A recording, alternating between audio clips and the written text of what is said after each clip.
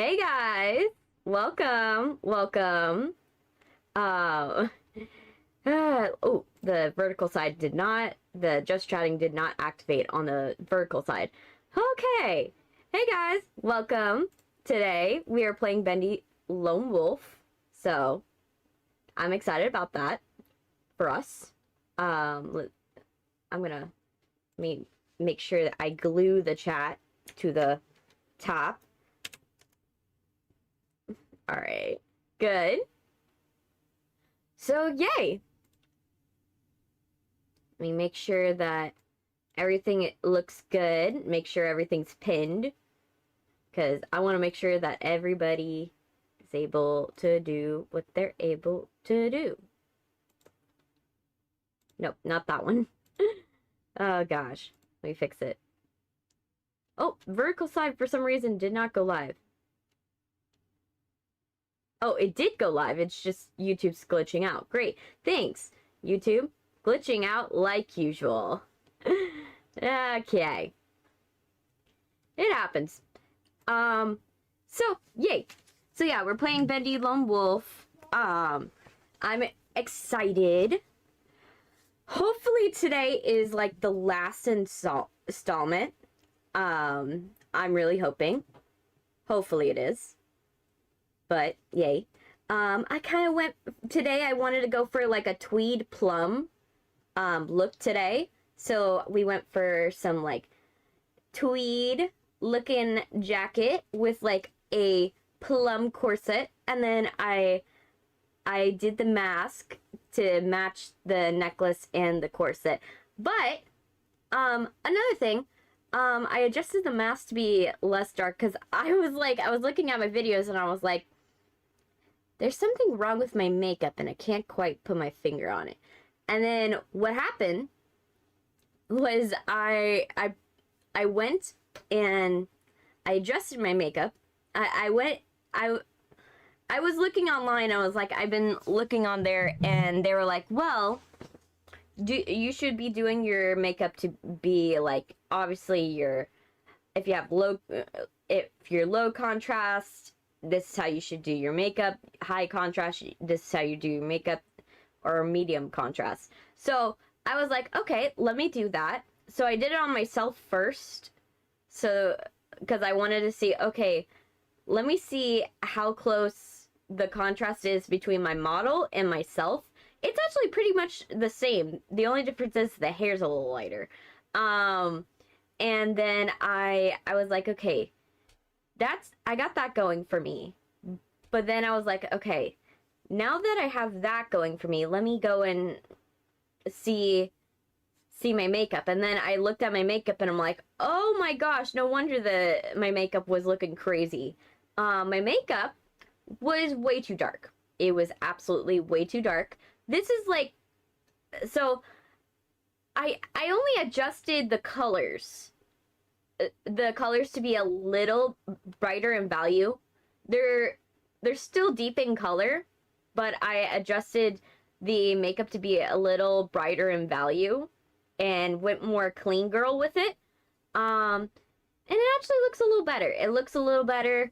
Not to say the other didn't look good. It's just that I think this goes better with my skin.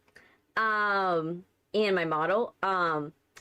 So yay. And then I noticed like also my mask was like the area at the top of my mask, like where my shadows are on my mask, was a little too dark too. So I was like, okay, let me adjust it to be a little lighter. Not like super light, but definitely a little lighter than it was. So I adjusted that and now the mask looks a little different. It's not as dark in the top, which is good.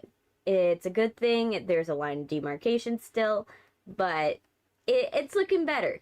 But yeah, so I did that. And then the other thing I was doing, that I was like trying to get it done was I was trying to fix all the Bendy videos. Most of them are fine. Like most of them, like I got with the program with how the videos should be. I am still adjusting them still. Like, I'm still doing thumbnailing. Like, and I know you guys are like, oh my gosh, she hasn't been posting so much. It's mostly because I am just trying to get all the thumbnails fixed. I'm just trying to fix the thumbnails and get them going because, you know, when you... Right now, I'm someone where if I notice one small problem, it becomes my entire problem. I obsess over it, I hyperfixate on it until it's over. And so right now, the problem is my thumbnails. I'm looking at my thumbnails and I'm seeing them and I'm like, those are so bad. The only, like, for example, like the Bendy ones, like the older Bendy ones, I realized that one, you can't read Bendy, for the older ones. So I had to change the writing to be like more of a white, so it popped against the background. And then two, I also had to like adjust where the lettering is, because when I did the original Bendy video, like the first one, I didn't realize that if you have the words for your thing, if you have it in vertical mode, you guys cannot see one half of it, half of what it says. So I had to move it over to the other side, because on the other side you guys can read exactly what the name of the game is.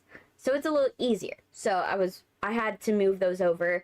And then another thing I did was like go into the older ones, like the old videos. And I also adjusted those thumbnails as well. I call them the green text videos. By describing the green text, you'll know exactly what I'm talking about. I call them the green text videos, and I'm trying to fix them because it was during that time where I heard the best thing. I took advice from game theory, that I heard, where it's like, oh yeah, like you should use green on your as your lettering for your thumbnails, because then it pops out. But then I realized that, like, that was, yes, it does pop out, but because I was so fixated on having the text be the focal point, I forgot about the rest of the image. And so I kind of realized later on, maybe we should not be focusing on the text being this like focal point. So I ended up, I'm going back to those green text videos and fixing them and doing that, because some of these things you can't even tell what game it was. Like, I can't even tell what game it was. I know it because at least I made sure to like set the whole thing up. But I'm like, if I did not know if I'm looking just at the thumbnail, I could not tell you what game it was. I could not tell you. And so I'm trying to figure that out, trying to fix it, get it all going. And unfortunately, that's the case. It's just I'm trying to get everything working. And so I was trying to get that done. And eventually it'll be over. I still have to do the FNAF videos. The FNAF videos, they need to be moved over. The Poppy videos I just have to rearrange them. They're mostly done. Just when I was fixing the thumbnails initially, I didn't realize I needed to move over the text. And so I did that. So I'm going to be moving that over, and then I'm going to the older ones, and then once that's done, then I'll feel more comfortable with, okay, let's go and do this and get it done. Good news about my internship, by the way. I submitted the video that for my boss. My boss wanted a mock-up of the type of videos. I just spilled my coffee on my leg. Great. Let me get a towel. because I just spilled my coffee on my leg and it got all over my bed, and that sucks. Ah, gosh. I hate it when it happens. When you accidentally spill your coffee because you're talking too much. Give me a second.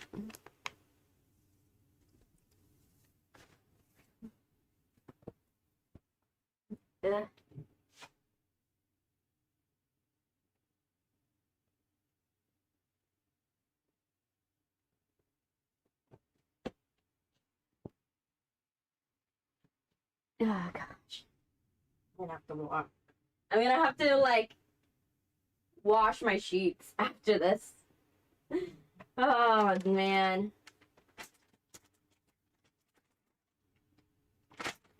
And my disinfecting wipes I keep for moments like this. Oh, I actually do have them. They're just a little dried out.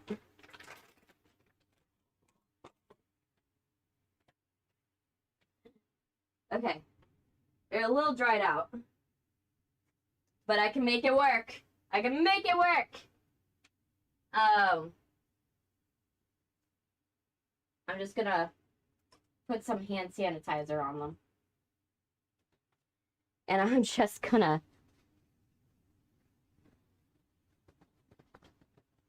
trying to go and rub it into my couch bed.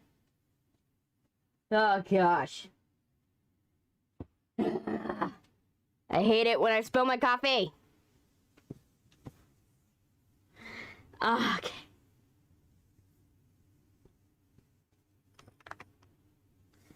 Okay, I am back. So, I spilled my coffee. I'm one line too close to a Bleacher song.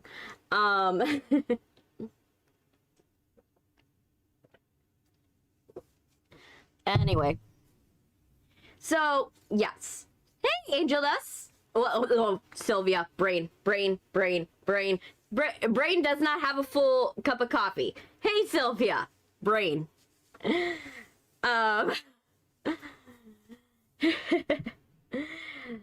Oh man, my brain was when you don't have a full cup of coffee and your brain is still waking up. How you doing, Sylvia? What's up? You doing good? Is Harvey doing good? Are you guys doing great? Sorry, I joined a little late. It's okay. It's okay, girly. I can talk the whole stream off by myself. You know, I've been just talking to dead air, and it's fine. I was on another live. Hey, sometimes that happens. You know, we come in from different places and different times, so it's okay. It's definitely okay. I was talking about my internship, and then I spilled my coffee all over my lap, and onto my couch bed. So, yeah, that happened. You didn't miss much. But yeah, so the internship's going well. I presented my boss with my video, the template video, because I'm trying to make sure that he likes what we're doing and likes the concept that I'm coming up with. But so I submitted it to him, and he loved it. He actually loved it. He wants it in multiple different AI voices. So, not my idea, his idea. Harvey, he's good. He had our anniversary yesterday. How fast is your relationship going? Are we existing in different time?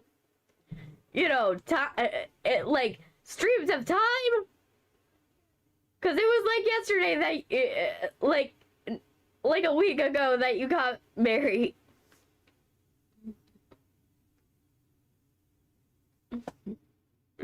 Oh gosh. But but yeah, not my idea. He wants my boss wants AI voices, so I have to give it to him. apparently my voice is not good enough. He was like, nah, I don't like how your voice is. So, I asked him quickly. Oh, gosh. But yeah. So, apparently my boss doesn't like my voice. So, that's why he wants to use AI voices for the videos. So, I don't know if I should be offended or if I should be like okay with it. I'm okay with the fact that I'm just like, okay, I guess I don't have to like set up a recording. That's fine. It is what it is. I'm not gonna take offense over it. But I was like, is it that you don't like my voice, or is it that you are just like, you just want to ensure consistency? Like, because it kind of was like annoying. Oh, you have another on December 1st. Ah, I see. We see. Oh, gosh. Well, excited for your anniversary. But yeah, so he liked the video. He liked the stock images. He liked it so much, he wants me to make 5 different mock-ups of 5 different voices and 5 different fonts. So, for the videos. So, I guess that's what I'm going to be doing for this week, for my internship. Hopefully it goes well. Eventually it's going to go somewhere. And I'm right now arguing with the chair of my department, because I need to my internship supervisor, I sent him the fact that I finally got the internship, right? And he took his sweet time to answer it. And then he goes and is like, yeah, I'm gonna talk to the chair on your behalf, but like, be prepared that it's gonna be for next semester. And I'm like, sir, why? Because I was told that as long as I provided proof that I got the internship and I got all of the paperwork and everything, I would be able to go and get it, be able to put it as a class so I can finally graduate. And this is the only thing I need for graduation. So, and other than everything is good, he's got a puppy today. Aww. What's his name? What's the name of that puppy? What's the name of the puppy? What's the name of the puppy? What is it? Chompers? Chewy? Steven? Jerry? What's the name of the dog? I think it was a baby golden retriever. I think that's what he texted me. I see, Sil.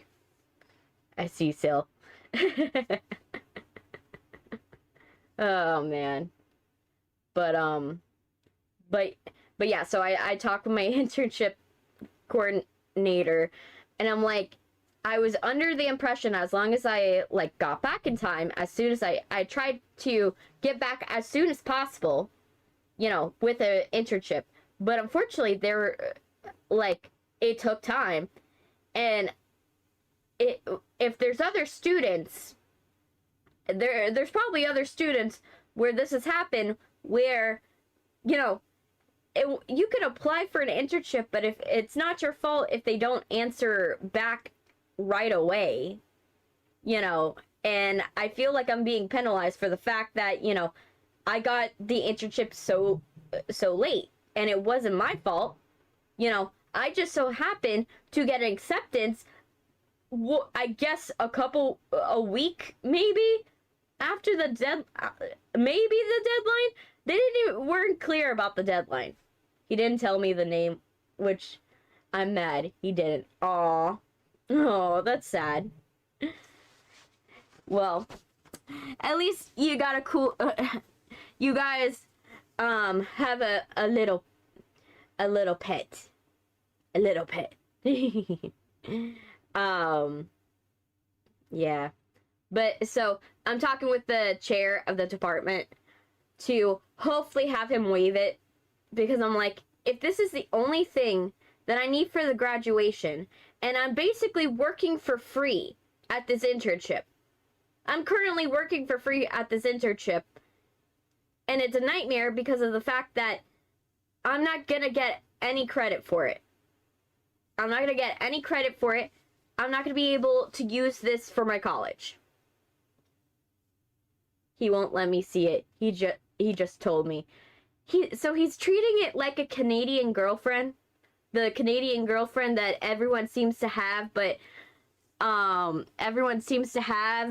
it mysteriously is always out of town when everyone, like your friends, have to come to the house. You know? The Canadian girlfriend idea. He's treating the dog like a Canadian girlfriend. Oh, gosh. He won't bring it to my house. Oh. That sucks. That sucks. Oh, man. But yeah. So, hopefully soon, hopefully the chair takes my side and lets me enter the class, because that'll be... I have the fucking money. That's the sad part. I have money that from my scholarship that I could literally... Like, it's not even a money problem either. Because I could just tell my scholarship... Like, I could just have my scholarship pay for it. And that's what the scholarship's for. So... I'm mad at him. You ask him why when he joins.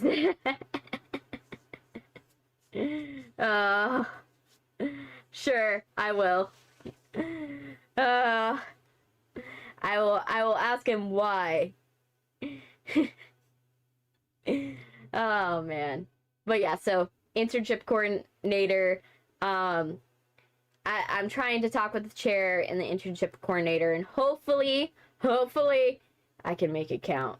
Because I'm like, I do not want to go and be like, doing this internship, and then I have to tell this guy, hey, can I stay your intern for another semester?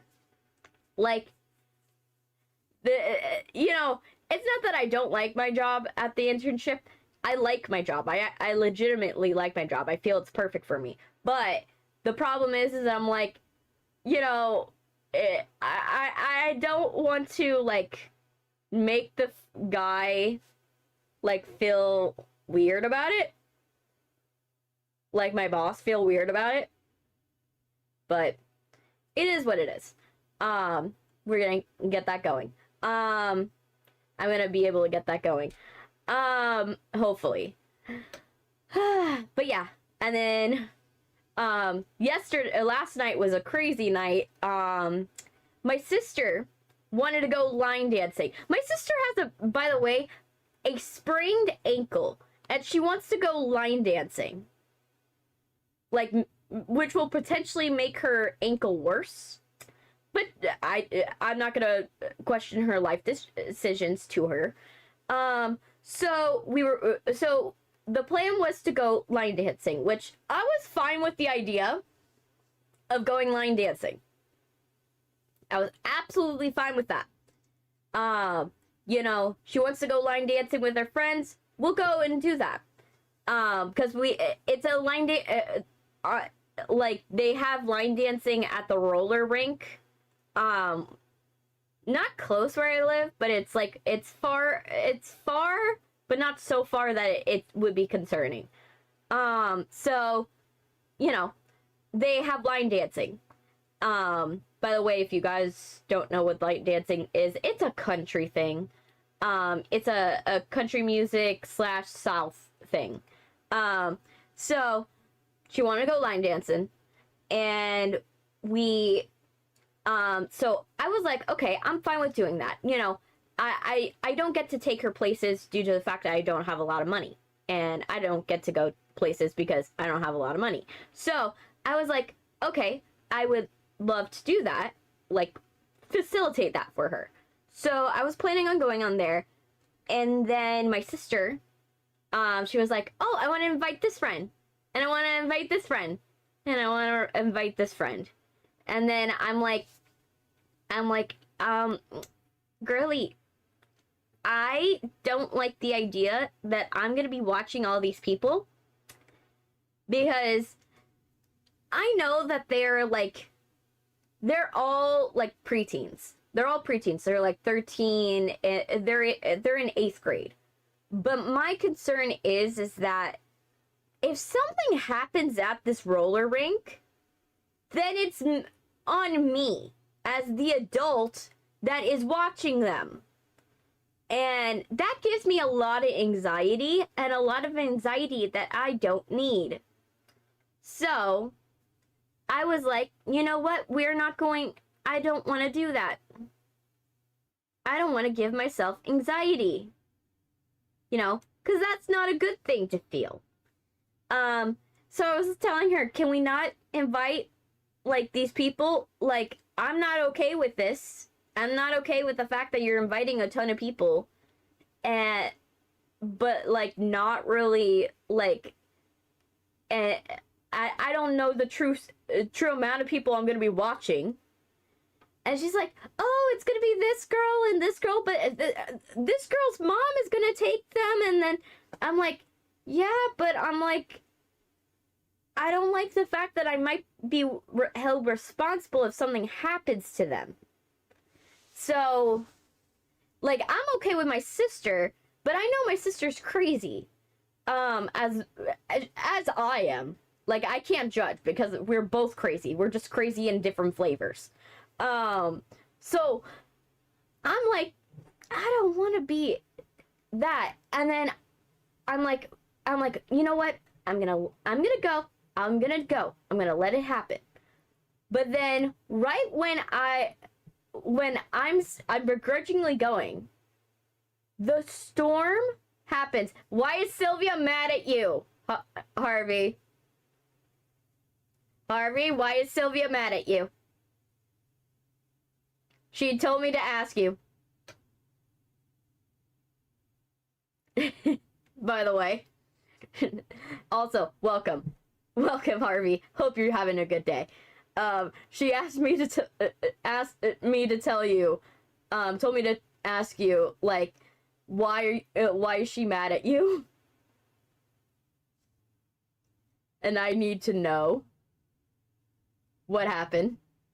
You don't know? Oh no, you don't know. Oh man, she didn't tell me either.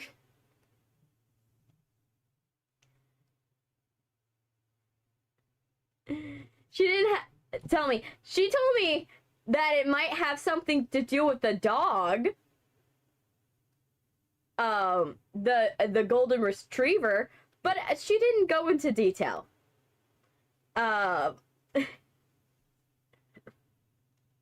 I heard you have a dog, a puppy, that has an unknown name. That is a golden retriever. I heard from a little birdie named Sylvia. Maybe because I didn't join her in a live stream. Oh gosh. You didn't join her? Oh. You... Maybe? Oh gosh. Gosh, Harvey.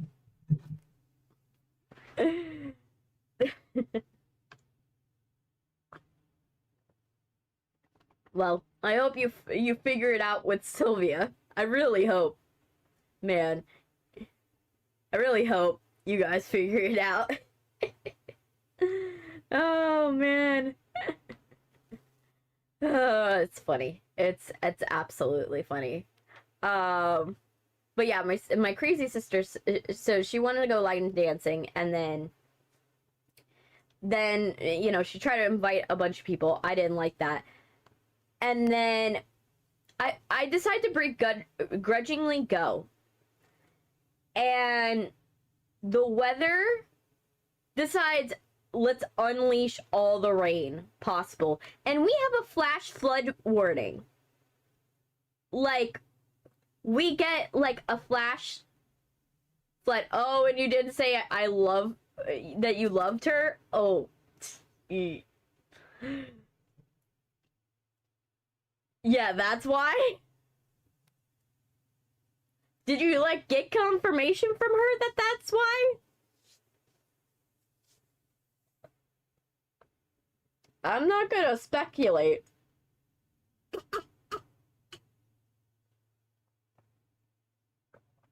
But,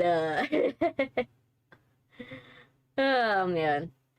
So, the weather went into flash flood warning. And for my area and around that area that the roller rink was.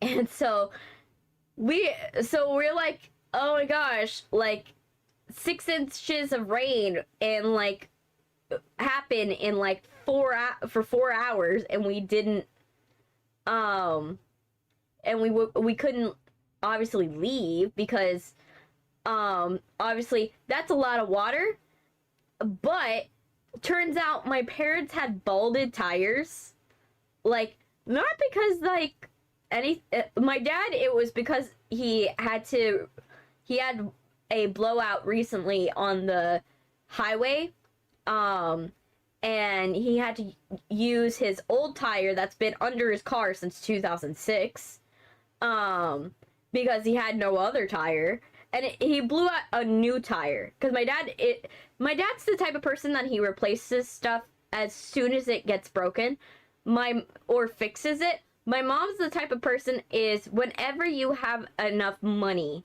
to do it. Hey, Silencer, welcome. New building, Bendy game. Geez, first game was like 8 years ago. It's technically not a new Bendy game. It's technically not. Bendy Lone Wolf is actually a quiet remaster of Boris the Dark Survival. It's just they rebranded it as a new game, but it's actually Boris and the Dark Survival. It's literally just that game. Like, the only thing I can tell is different is they added, like, the cutscenes, but it's barely a new game. It's barely. Boris Dark Survival, what's that? Yeah, Boris in the Dark Survival was a game that came out a year before Bendy Dark Revival.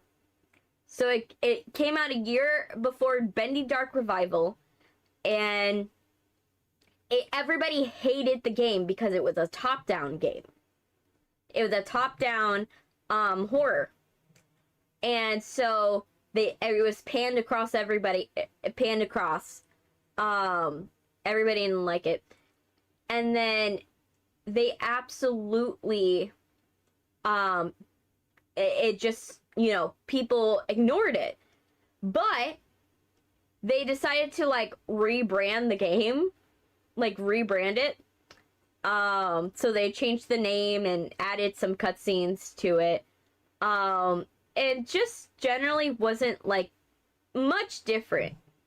Like, and in the rebrand, the commercials, I have to say the commercials were slightly false advertisement because it makes you think that it's gonna be, like, first person. It's not. It's not first person. It's top down still. And so it's not much different. I remember they wanted to make a battle royale, but that was an April Fool's, was it? Yeah, it was April Fool's, I think. But for, like, this game, it's just top down. We're almost done with it. We're almost done. The only thing we have to do is we have to do the vent mini game. We have to go and get the key for it. Yeah, actually, that's the reason why she's mad, because I didn't say I love you back. Oh, she confirmed it. Oh, okay.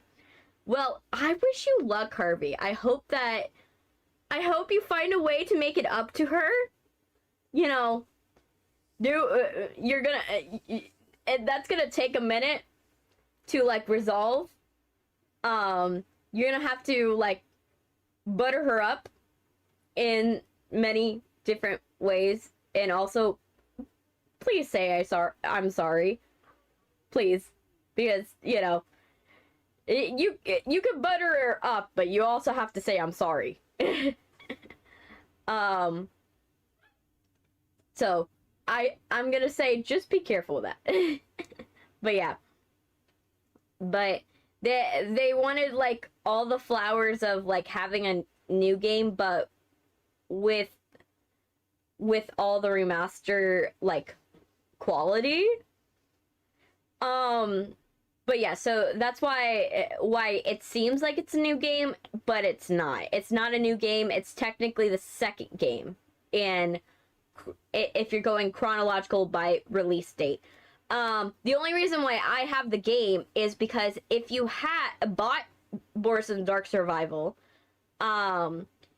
which I bought Boris the Dark Survival when it was like pennies.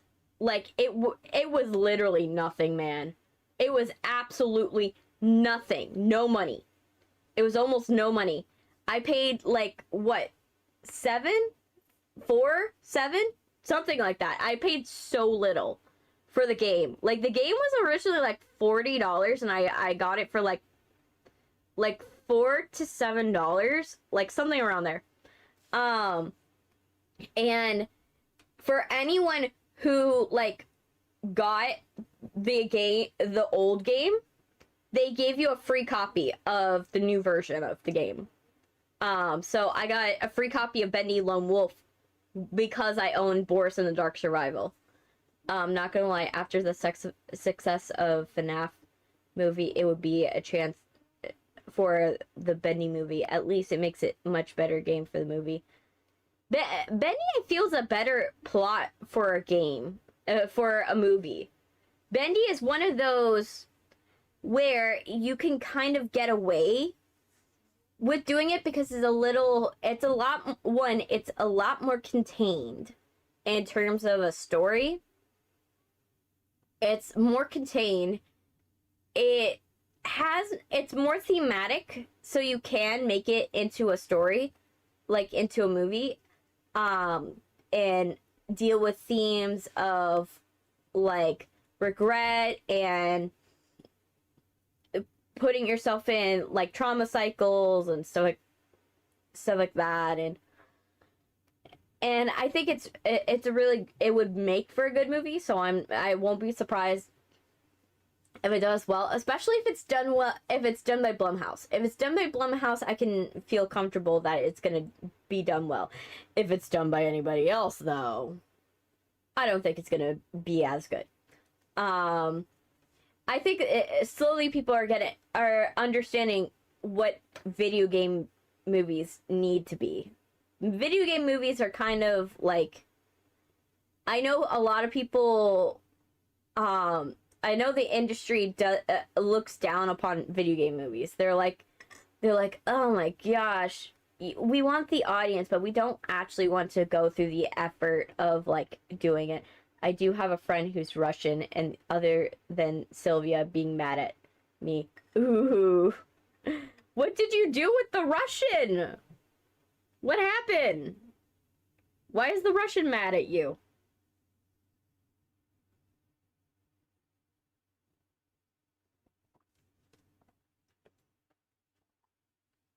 Why is the Russian mad? Is there some weird backstory to that? Or are they mad just about a small thing? I don't know. I need more details, Harvey.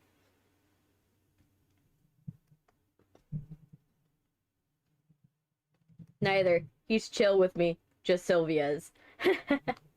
Oh, wow.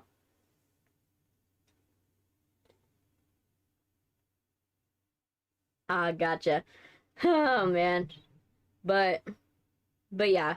By the way, we are next stream. I'm letting you guys know. We will be playing Little Nightmares. We're playing Little Nightmares 2. So we will be playing that. That will be fun. I'm excited to go back into Little Nightmares. I haven't done it in so long. Wanna meet him? Wait, is he with you? Or are you gonna send an invite link? I'm fine with meeting anyone. I love meeting people. But what is it? Like, are you gonna send him a link, or is he gonna just talk through you? You know what would be a great video game movie? It's an Undertale movie starring Jack Black as Sans, Jason Momoa as Papyrus, and they would run around in goofy ass suits, joking a lot. At least $1 billion. You're sending an invite? Alright, that's totally fine. Yeah. I think that like, Undertale's one of them that needs, like, a more serious production. Because that one's, like, that one's gonna be, it would be a wild one to do. Because you would just have to, one, has to be peak child casting. Peak child casting, you would have to find someone that's, like, really good. Like, a really good kid to play off of it. And then you would have to, like, I feel like you have to kind of, like, I would be happy with Undertale if Guillermo del Toro did it. If Guillermo del Toro did it, I'd be okay with it. Because Guillermo del Toro, that's basically Pan's Labyrinth when you think about it. Like, Undertale and Pan's Labyrinth, they have, like, a underworld, like, a visual through line. And that's the one where I wouldn't trust it with Blumhouse, but I would trust it if it was made by Guillermo del Toro. Because if it was made by Guillermo, it would be so good. It would actually slap. I think it would slap. Because Guillermo del Toro knows how to do monster horror. If you know what I mean. The plot is about killing little children, genocide in the whole mountain and basement and the monsters. Yeah, true. And it's right up Guillermo del Toro's, like, alley. And Guillermo, he's famous for the fact that he did Silent Hill. He's famous for the fact he did Devil May Cry. He did other, like, very big, he had multiple entries in video games, so, and has had multiple entries in movies and knows how to navigate the two. And so I wouldn't be surprised if he did it. If he did Undertale, I'd be there ready to watch it. I'd be there to watch it because I know he would do it. It would feel like Pan's Labyrinth. It would look so creepy, and I would want it to be creepy. I would want it to be unsettling. It's better to mention 3 movies of Undertale for all endings. Yes. And I wouldn't be surprised if Guillermo did that. Guillermo feels right. I'm excited for his Frankenstein movie. I'm really excited. I saw the footage of the Frankenstein. I think it's either a movie or a show. I couldn't tell. But I was like, like, they got the guy from Moon Knight to play Victor Frankenstein, and I was like, yes! Oh my gosh, yes. I'm excited about that. Cause, like, we haven't had a good Frankenstein film in a while. Like, and Frankenstein's, like, a hard one to do. Cause you can go many directions with it, but if you're gonna do Frankenstein right, he's a harken of his own time. He kind of has to feel like Captain America, where he's, like, frozen in time. He's frozen in the era that he was made. He doesn't have to be frozen in the way he speaks or he thinks, because he has to be, like, someone that evolves. Like, he's a scientist. He looks for innovation. He looks for new things. Just like his maker. But he has to be. We're in their 5 Frankenstein movies. Yeah, but can you name what exactly happened in any of them? No, that's the problem. All of them don't. All of the other Frankenstein movies, they're not. They're not impactful enough. You have to understand Mary Shelley's writing, and understand what she's going for with it. It's the fear of scientific discovery, and the problem with Frankenstein, if you do most people that do Frankenstein, they focus on the fact that Frankenstein's a monster, and they forget the fact that the whole point of why Frankenstein's supposed to be scary is not because of Frankenstein. Frankenstein, he's only stupid for like a hot sec, and then he becomes a very smart monster. He becomes too smart. But what's supposed to be scary about it is the fact of how the lengths that Victor's maker will go to create the monster and to create other monsters. Like, Frankenweenie did it okay. That one I could say did it okay. Frankenweenie was okay. Last time I saw Frankenstein, it was James Gunn's Monster Komodo. Yeah, it's just, that one was forgettable in my opinion. It was forgettable. Like, I could barely remember it. Like, Frankenweenie, I can remember it, but only because that one, I remember it because of Tim Burton's style. And Tim Burton did it more on the idea of loss, rather than the idea of loss and being misguided, rather than the idea of how far a scientist is willing to go, right? And that's what's really scary about Frankenstein, is not the monster, it's the maker. The monster is the victim, and Victor Frankenstein is the perpetrator.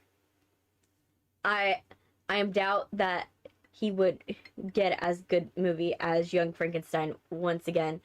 Young Frankenstein is his own thing.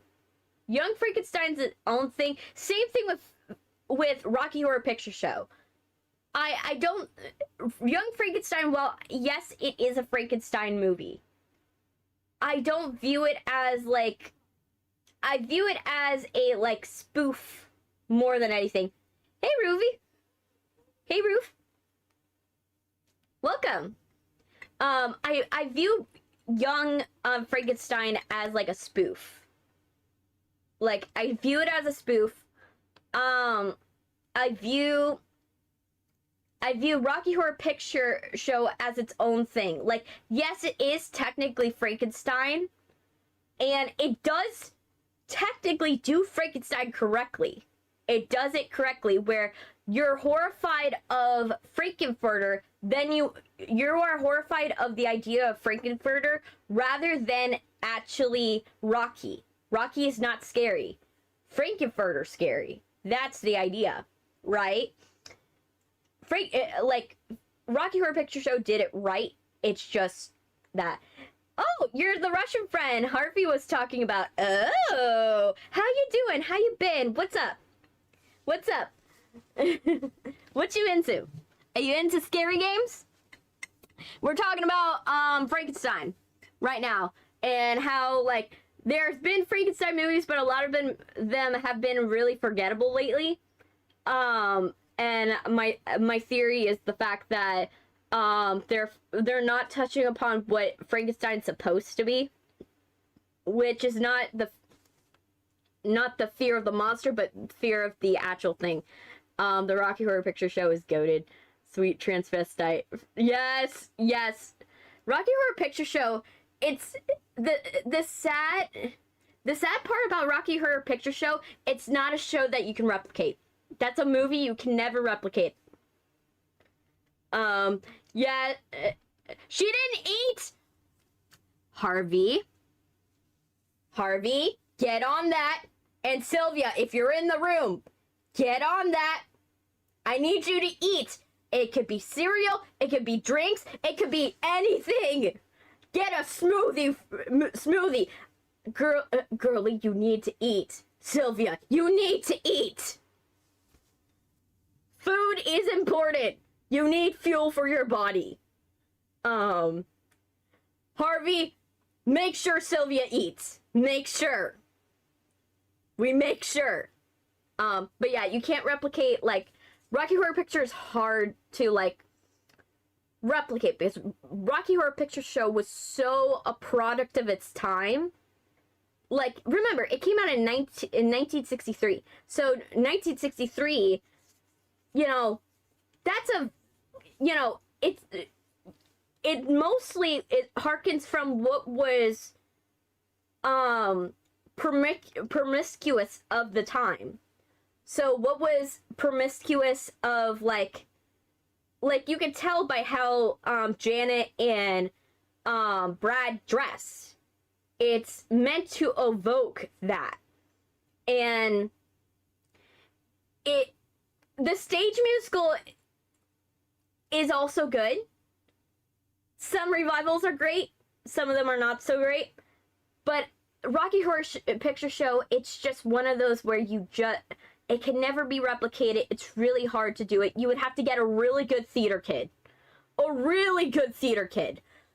And even then, it's gonna be hard because Frankenfurter, it's all about presence. Frankenfurter has to literally be the biggest presence in the room. And not to say anything bad about Laverne Cox. Laverne Cox, you know, she did okay, but I don't think that she had the presence of a Frankenfurter. Frankenfurter has to simultaneously be so intriguing, but also psychologically horrifying. That's the idea. Like, the idea of Frankenfurter has to be unsettling. Like, the presence of Frankenfurter. You feel threatened, but also, like, something's gonna happen and you don't know what's gonna happen. You know, it's one of those. You don't, that's what I think was missing from Laverne Cox's take of Rocky Horror Picture Show, was because Rocky Horror Picture Show, she didn't have the presence to fill those shoes. Like, I think that Victoria Justice did a really good job when she did the revival, for Janet. I think she did good. Same thing with the actor for Brad. I think that there was only a couple roles that I think that were a little more forgettable. But I think that's the only reason why the newer version of Rocky Horror Picture Show didn't live up as well. Like, the one that I think had more presence, the person that I think in that revival, that remake, like Rocky Horror Picture Live, that actually had more presence, was actually the singer that sang science fiction double feature in that version, where she's the theater usher. The theater usher had more presence, which is sad. As I remember, there was a Rocky Horror Picture Show remake that nobody watched, that one. Yes, there was nothing wrong with it. It's just the fact that Laverne Cox didn't have presence. That was the only reason why it didn't look good, in my opinion. Because it had everything going for it. Like, it had the camp, it had, but you could feel they were playing it a little too serious. So basically, he didn't tell you, but he did tell you that his girlfriend didn't eat anything the day before their anniversary. She didn't? She didn't? Girlie, you need to get on that. I am going to hold that over your head. You need to eat. Nah, I don't play. I am someone that I want my chatters, I want everyone to be healthy and happy and full of love and fulfillment. You know, I want everyone to feel good. I don't want them to be, like, feeling like not feeling good and feeling sick and feeling bad, and then I'm like, and then they're like, they're trying their best to get through their day. I want them to have a good day. You know, after mentioning Rocky Horror Picture Show movie, I got sad because there would be no such actor like Tim Curry anymore. Yeah, Tim Curry, he was like Tim Curry, he's one of those actors that could just fall into a character. He just falls into a character and does it right. And like, he's a product of his theater time. And unfortunately, what happened to him, and, you know, it sucks that, you know, right now his condition, you know, it sucks to, like, you live this whole life as a performer and then you get just wheelchair bound. Well, they don't tell you much. They tell me some things, but they try to leave out information sometimes. Did he tell you that the other reason why she's mad at him? The dog. She told me that she's also not happy that he hasn't brought his golden retriever puppy over, and she wants to see it and she wants to play with it. And she doesn't know the name. So we were joking that it's basically a Canadian girlfriend. The Canadian girlfriend that, oh, she's always out of town when your friends want to come over, you know? So we were joking about that. Hey, Randy, welcome. You're doing great. Great. I'm very happy. Actually, 3 reasons. Why? What are the 3 reasons? Tell me.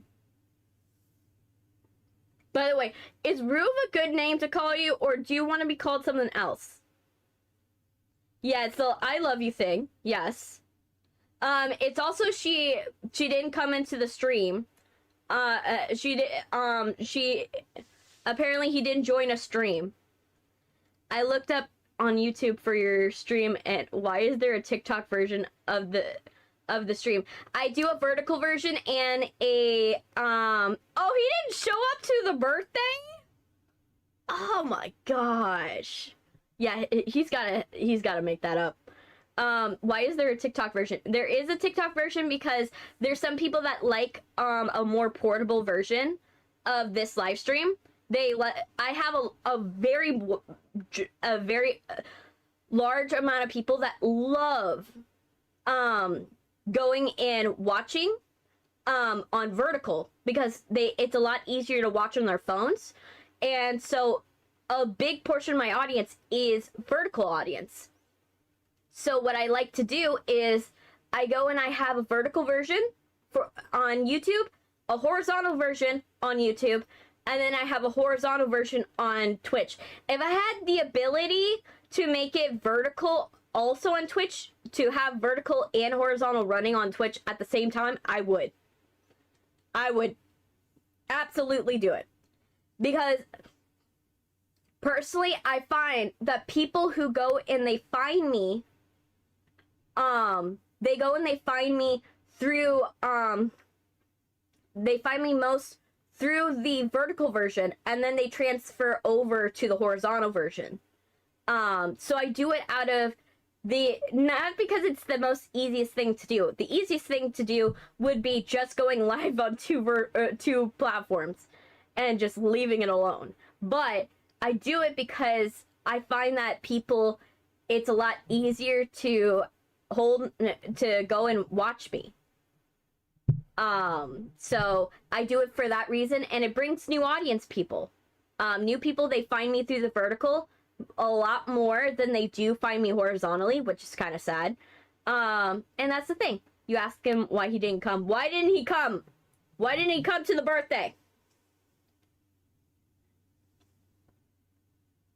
In case you put a Subway Surfers gameplay and carpet cleaner on and carpet cleaning videos on the sides.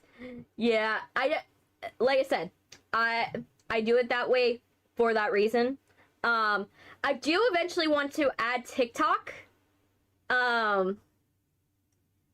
TikTok proper to be one of the vertical streams. It's just I don't have enough views. I don't have enough followers on TikTok because I need like 10,000 followers to go beyond 1 hour. That's all I know about those two. Oh man. What do you like to do? What do you like to do, Roof? By the way, do you want to be called Roof, or is there a better name? Like, I'm not sure. You didn't answer. Jeez, 10,000. Yeah, I have to get 10,000. Otherwise, I can't go beyond an hour. And that's kind of sucks because they're all, oh yes, we want gaming streamers and we want people to come from YouTube and come from Twitch. But the problem is, I'm like, you want me to come on come from Twitch and YouTube, but you don't want to. A normal stream is about 4 hours. And you want me to do all of that in 1 hour? That's just talking alone. You know, is 1 hour.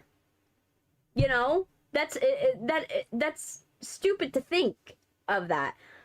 I'm like, if I'm gonna do a live, I get it. Like, and I've done the appeal process. But the appeal process only got me the ability to do lives. But it also doesn't allow me to go and do it on OBS either. I have to do it on their TikTok platform, which means I would have to have another running platform out of the 7 I already have running. I have 7 platforms I have running at the same time right now. I would have to add an 8th. And that might mess up my computer. For a TikTok audience, 1 hour is already a big experience. Yes. And so I would have to literally tailor make the experience for TikTok to be a video where I'm probably playing a demo or I'm playing something where it has to be an hour. It would just be a very short stream because it would just not be optimized for the other ones. I would only feel confident in doing a 1 hour stream for the other ones if it was the case of that I knew that the video was gonna do well already. Like, if the video was gonna do well and I don't have to worry about people watching it after the fact, then I would be okay with it. But the fact is that because of the platform problem and the problem of that it's really strict on that, it's just not worth it. And I like to watch Russian TV shows. Oh, you do? I heard they're kind of like, they're like telenovelas. They're like telenovelas, but I heard that they're kind of like more like spoofy on like more American shit. Like, is that right? Like, I'm used to, like, I go and I watch telenovelas. I once in a while I'll watch a telenovela. I watch, like, I like watching anime. Anime is fun. But let me sip my coffee. Let me get into the game. It kind of. The last Russian person I talked with, because I have another Russian chatter that I talk with. The last one I talked with, they talked about, like, they watch Russian cartoons, but they didn't really go into detail much. I like to find out about, like, other content from other countries because for me it's really interesting. Only because I'm fascinated by all of that. Probably. Let me get into the game. Let's go. Yes. Okay. We're gonna play the game while we talk. I just had my coffee, so yay. Yes. But yeah. But basically, I love finding out more countries that have like different shows. Like something I really appreciate that I wish there was more of: Spanish anime. Like I don't think a lot of people's have heard of Spanish animes, but like, oh my gosh, watch them. They're a whole different vibe. Like they take supernatural, they take the supernatural stuff and they go hard with it, and I love it. Like I really love like all that.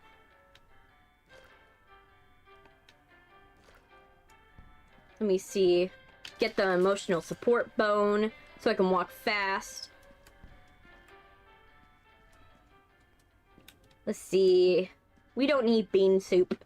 But yeah, I like looking at different countries and seeing their different content because it's like, it's fun to go and look at what other people have on offer. It's funny part is, wait till Sylvia tells you she's Japanese. She's Japanese.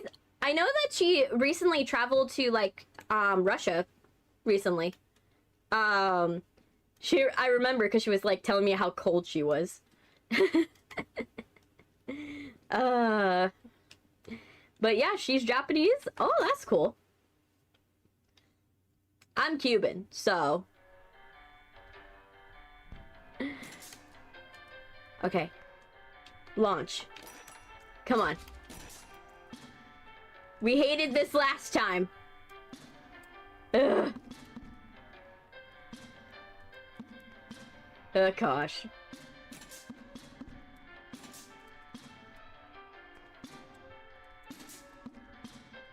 Oh gosh. Immense concentration. I'm trying to unlock a level. That's why I'm playing the mini game, by the way. No! I have to like defeat Wally's high score in order to open up the next room of the whole thing. And so it's frustrating because I'm like, ugh, I gotta play this stupid mini game.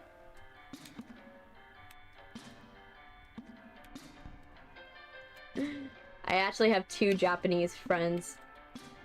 I have like multiple, like I have friends I have a lot of international friends due to the fact that, you know, I went to an international school.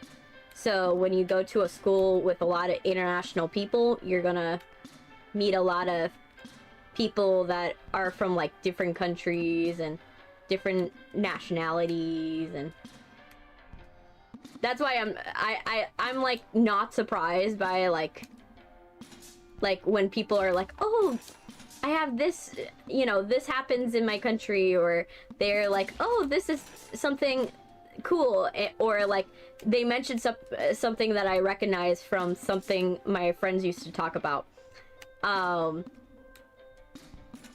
Cause like it's funny when you grow up with like international, like around people from different countries, because then you just like, my worldview of the world is very different from probably someone that's never experienced like people who come from different countries, like chronically. Anyways, I'm boozy. You asked Harvey why he missed his girlfriend's birthday. Yes, I want to know, why did he, you know, get busy and forget? Or was he like at work? Which, if he's at work, it's understandable.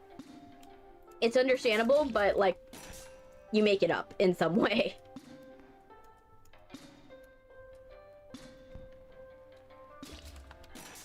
Oh my gosh, I keep losing it!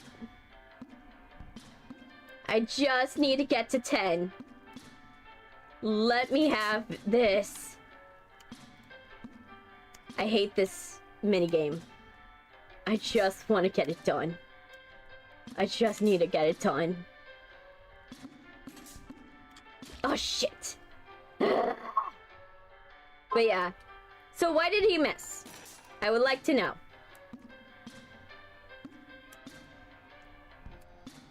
I would love to know. Let's see. Come on. Ah, shit. You are here. Why did you miss your girlfriend's birthday? And I have found out you have neglected to tell me that Sylvia hasn't eaten in a couple days. Your friend's been telling on you.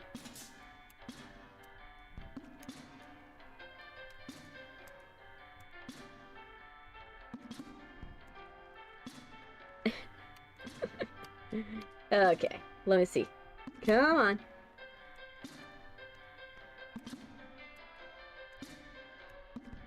Wait, Rev, you're not supposed to tell her.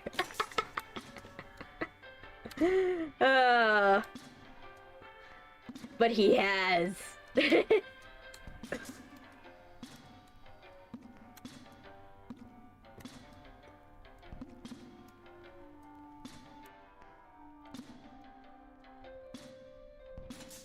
So why didn't you show up to the birthday? What happened? Were you at work? Which is understandable if you were. Like I said, you know, you can't control your work schedule. Ooh! I need... Ah! No! She did eat now. Yes! But she's still mad at me. She ate. Good. Good. I want her to be fed. Sylvia needs 3 square meals a day.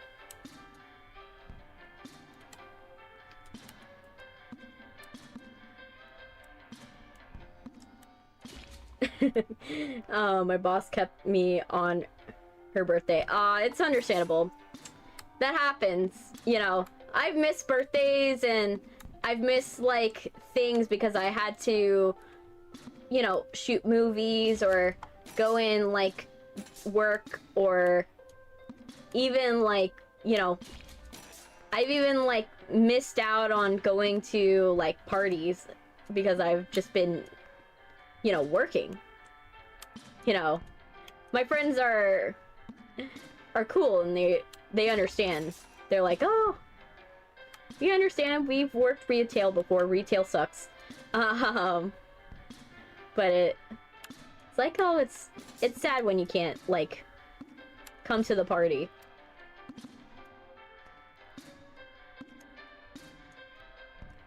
But yeah. I even had a boss that tried to make me feel guilty about the fact that I had a non-refundable vacation. And I was like, I told him straight. I was like, I am not gonna show up. So either you're gonna have to find coverage, or you're gonna have to figure it out. He mostly was trying to make me and my trainee feel guilty because of the fact that, like, we accidentally scheduled on the same time for the same thing. I obviously scheduled, like, months in advance, so there was no possible way, like, I could have known that she was going to schedule. But she did, like, he expected us to coordinate our vacations. And I was like, how the hell am I supposed to know that my trainee was gonna go in a couple, like, close to the day and want to go to Idaho to see her boyfriend? Like, how am I supposed to know? Like, how was I supposed to coordinate that? You know? Isn't it your job as the manager to coordinate that shit? And he's like, well, you should have thought of that. I'm like, I scheduled this vacation before I even started working for you guys. So it's either you go and allow me to have this vacation and don't make me feel bad about it, or I quit. And my boss ended up taking the wise direction of letting me have my 2 weeks of vacation. Especially since I was a part-time employee. and I do not have an obligation to be on schedule. I obviously have to show up for work, but like I am not like paid salary, and I don't get paid vacation time, so it's no money out of his pocket.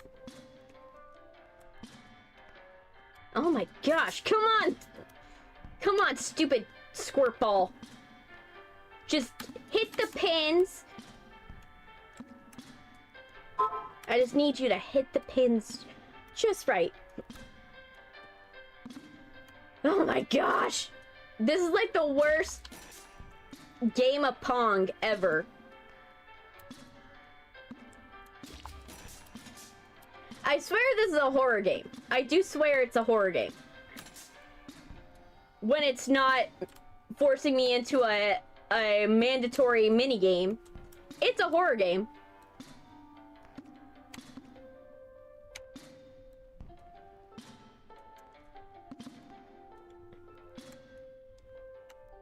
Ugh. And he told you that about our other Japanese friends. He told you. He told me that he knows that Sylvia's Japanese, and that he knows other Japanese people, but he did not mention them into detail. Okay, come on. Almost there. No. This is so frustrating. It's the worst game of Pong ever. I just need... Can I just skip this minigame? Can I skip it? No. I just want the key to go to the next level. Oh my gosh. Can I just get the key? Can I just get the key? Oh my gosh. I hate it.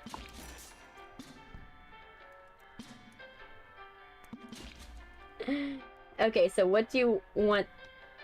Do you want to meet him, or do you want to have a hard time saying his name? I'm fine. I'm fine with meeting anybody. I'm always fine. I love meeting new people, talking. No!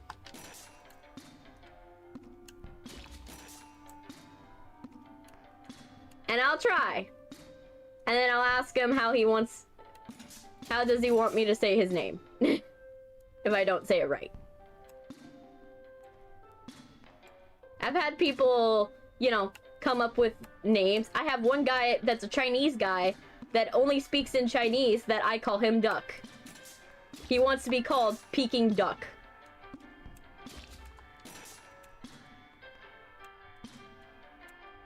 Oh my gosh, can I just finish this minigame? It's so stupid. It's just, it forces you into this minigame. Oh my gosh, can I just get the stupid... Oh my gosh. Can I...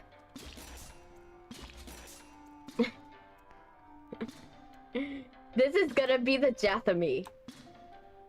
Me trying to do a stupid Pong minigame. In Bendy.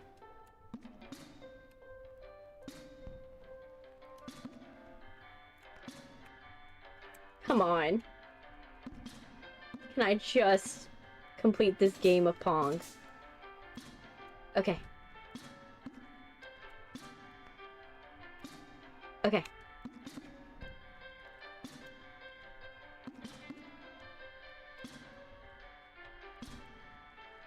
Oh my gosh. I'm like really like, oh no. The problem is that it's when you don't know where it's gonna pop out next. You don't know where it's gonna pop out next, And then once it pops out, you're like screwed because then you're like, oh shoot, it's gonna ricochet weird. Oh gosh. Can I just get over with this mini game? No. This minigame is more stressful than the game itself. Oh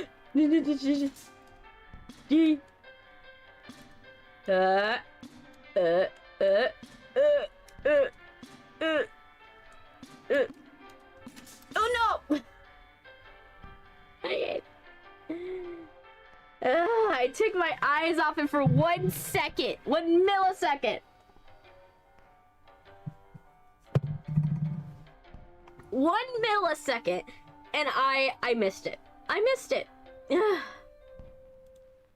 Oh gosh. Just 1 millisecond, and I miss it entirely. Let's see.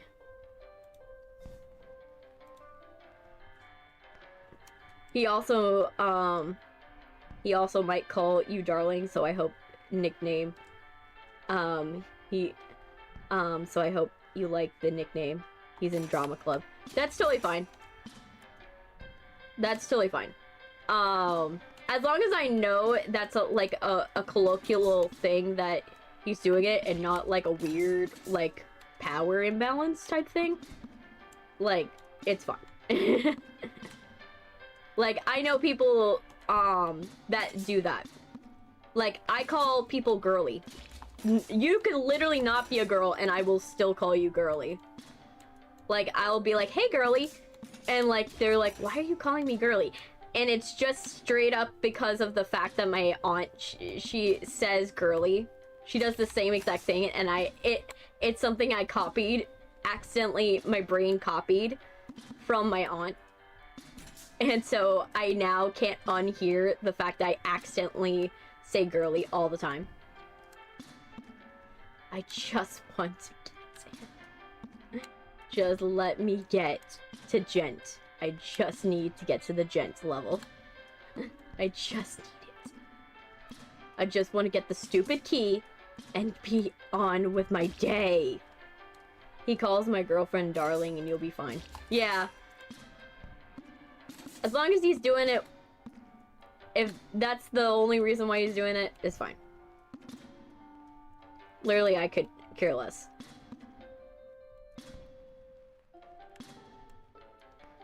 Okay, come on. Ah! No. No. No. No! I just want... Just... No! I'm just trying to make it, like...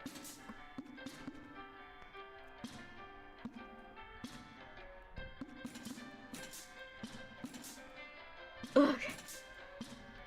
Oh, we're at 5.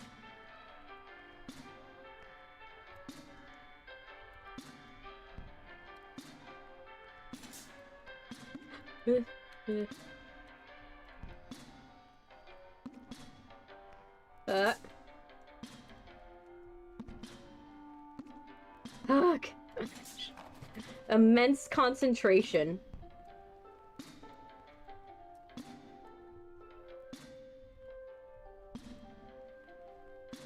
Sorry, I'm not talking. Ah! Ah! I was so close. I was so close. I only had one more. I only had one more. Damn it. Okay. Come on. Oh gosh. Okay, come on. We can do this. We can do this. Oh no, the storm clouds are coming. Right now we have like a storm over our at our shore, and it's just like basically 2 hurricanes combined into one, and it dissolved. Don't get me wrong. They're not full hurricanes anymore. Like, they're too far off the coast to, like, feel too much of them. But, like, it's annoying because now our weather patterns are, like, flash flood season.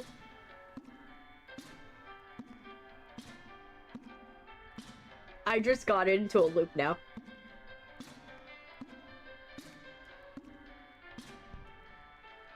Okay. Come on.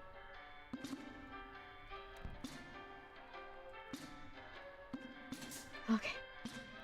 I'm almost there. Okay. Come on.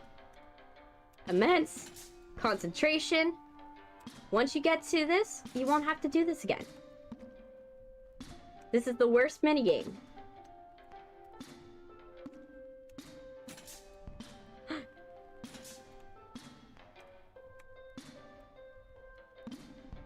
Immense concentration in the chat. Okay. Immense concentration.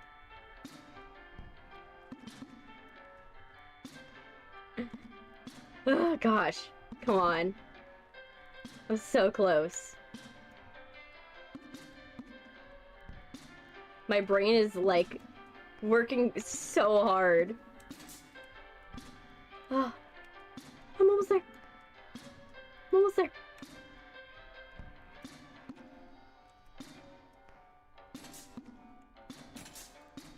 Okay.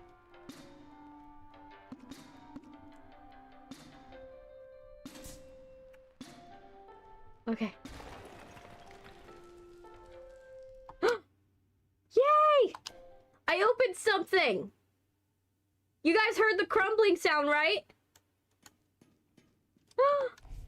It's been quite a struggle to put this into words, Nathan. After so many years, you know I'd never ask unless it was dire. But when a man's in a spot, he should call upon his friends. Truth is, well, the studio is coming up a little short. Okay. A few unexpected bumps. Oh my gosh, yes! We got it done! I don't have to go back to that stupid minigame. Hope this reaches you in South America. You and Tessa enjoy your vacation. Was that a World War II joke? Okay, let me save my progress because I don't want to be put in a situation where I am trying to do that. Okay. Tunnels. Oh my gosh, we did it. We did it. We did it. Ugh. I'm so happy we did it. The Bendy Land Warehouse.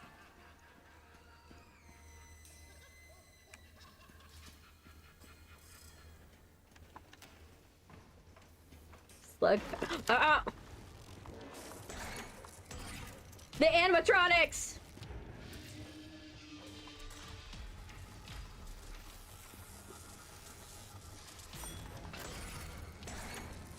Die! No, you're not getting away from me, animatronic! By the way, if you didn't know, Bendy has animatronics in it.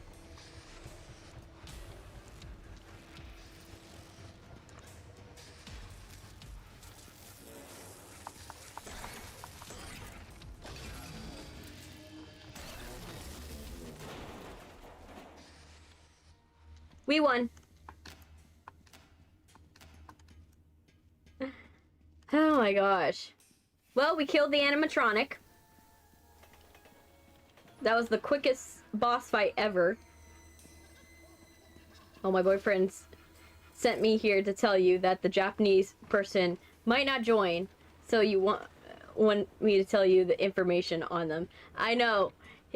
Your friends have been telling on you, and also telling on him, on Harvey. We had the Russian friend come into the stream, and he told me you weren't eating. So, I'd like to know, can you please make sure that you eat. Even if it's not on a stream day, please. Yes, they like to start drama. Of course they do. Because they're your friends. And friends are the spice of life. Friends are the spice of life. You get chaos from your friends. Your friends will force you into weird situations, and that's how it is. Okay, I gotta figure out. Maybe in the Gent music department? I gotta find an elevator button. I gotta find an elevator button. No. I'm missing an elevator button. No head crab. We ain't doing head crabs today. I think it's gonna be in the tunnels, but I could be wrong.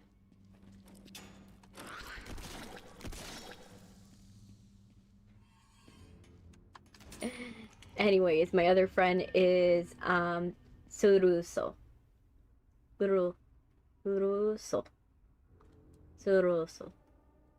Yamazaki. Yamazaki.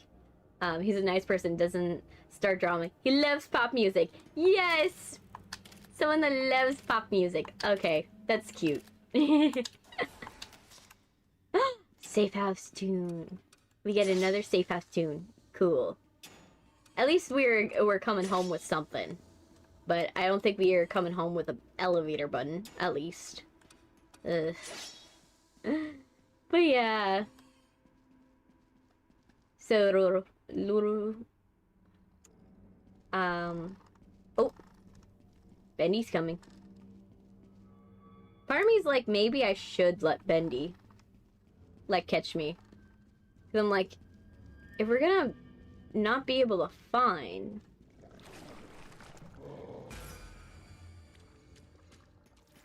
Actually, let this thing kill me.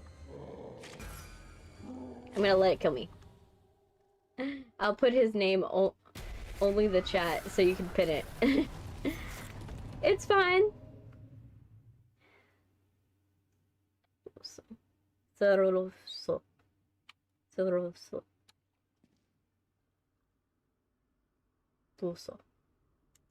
It kind of, I'm trying to figure out like how I want to pronounce the RU, because RU in Japanese you have to pronounce it like how you would roll your R in Spanish. And in Spanish, I'm very bad at rolling my R's, but what I do is, like, I pronounce it like if it's an RD. I pronounce it as if it's an RD. So, when you pronounce it like if it's RD, you can actually, pronounce it correctly.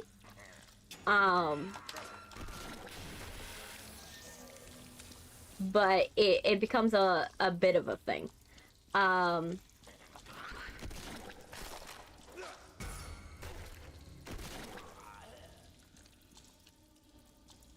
Okay.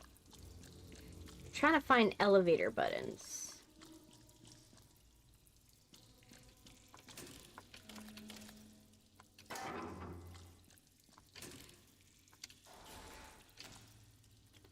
Slug. But yeah. But for me, sometimes I have hard times pronouncing things. And it's understandable, you know. Like, it's mostly, like, for me, it's all about, like, oh. Bendy. Where are you coming from? Are you coming from south?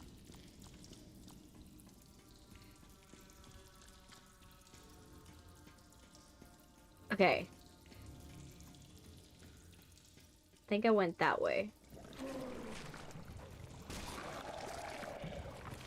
Is he coming from here? Let me see. There's a hiding spot at least.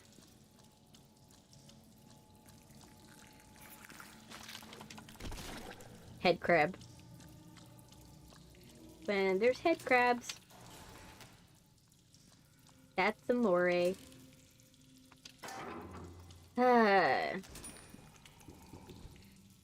have to find the Gent key.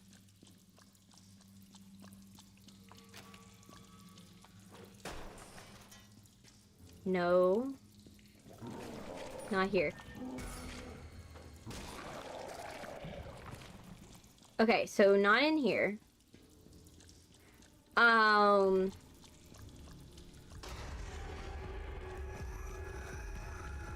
Well. Haha.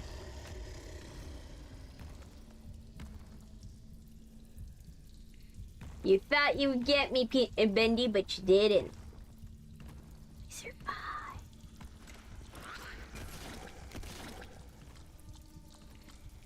There you go. Now. Next thing we gotta do. Ooh, health station. Great. I still need to find that stupid elevator button.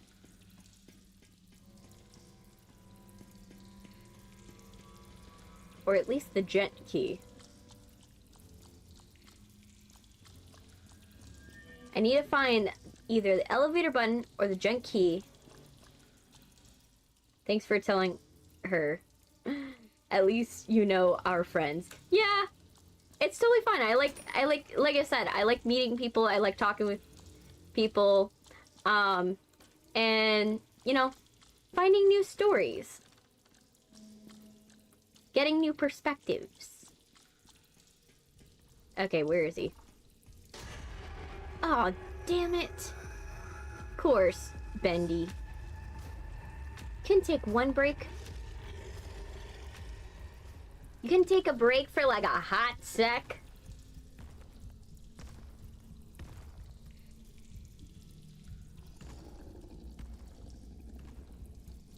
Bendy's like, ugh, I can't let you have fun. I can't let you have fun. Let me check. Let me check on the everything to see everything is good. Yeah, everything's going good. And then check the Twitch side. Want to make sure everybody is like doing great, because we don't want to be in a spot. There you go. Let me see my face as well. Okay. Ooh.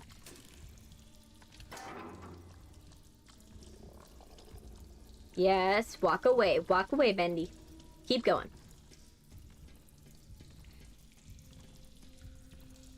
The big problem is I can't tell how far his circle of influence is with, like, the black. Okay.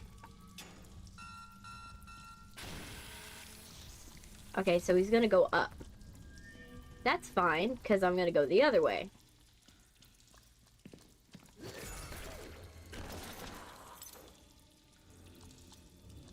Okay. Mm-hmm.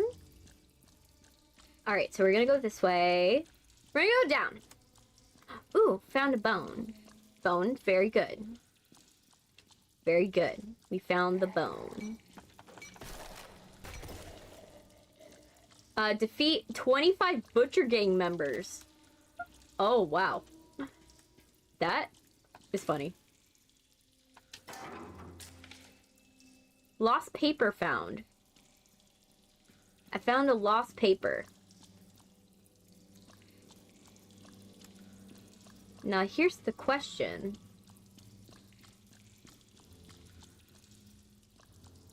Where's the lost paper? Where in the safe house is the lost paper gonna be?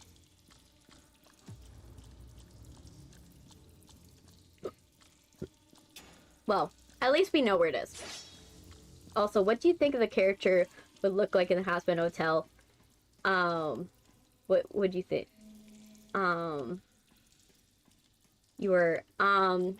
I got this question before, and I said my answer's still the same thing.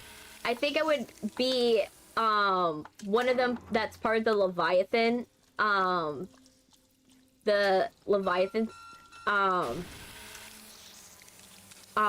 ring,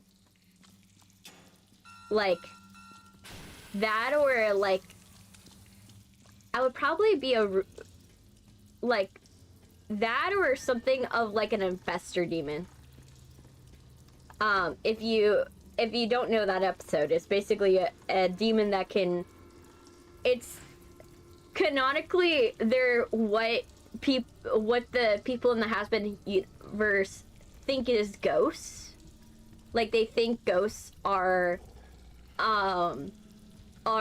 they think infestor demons are ghosts.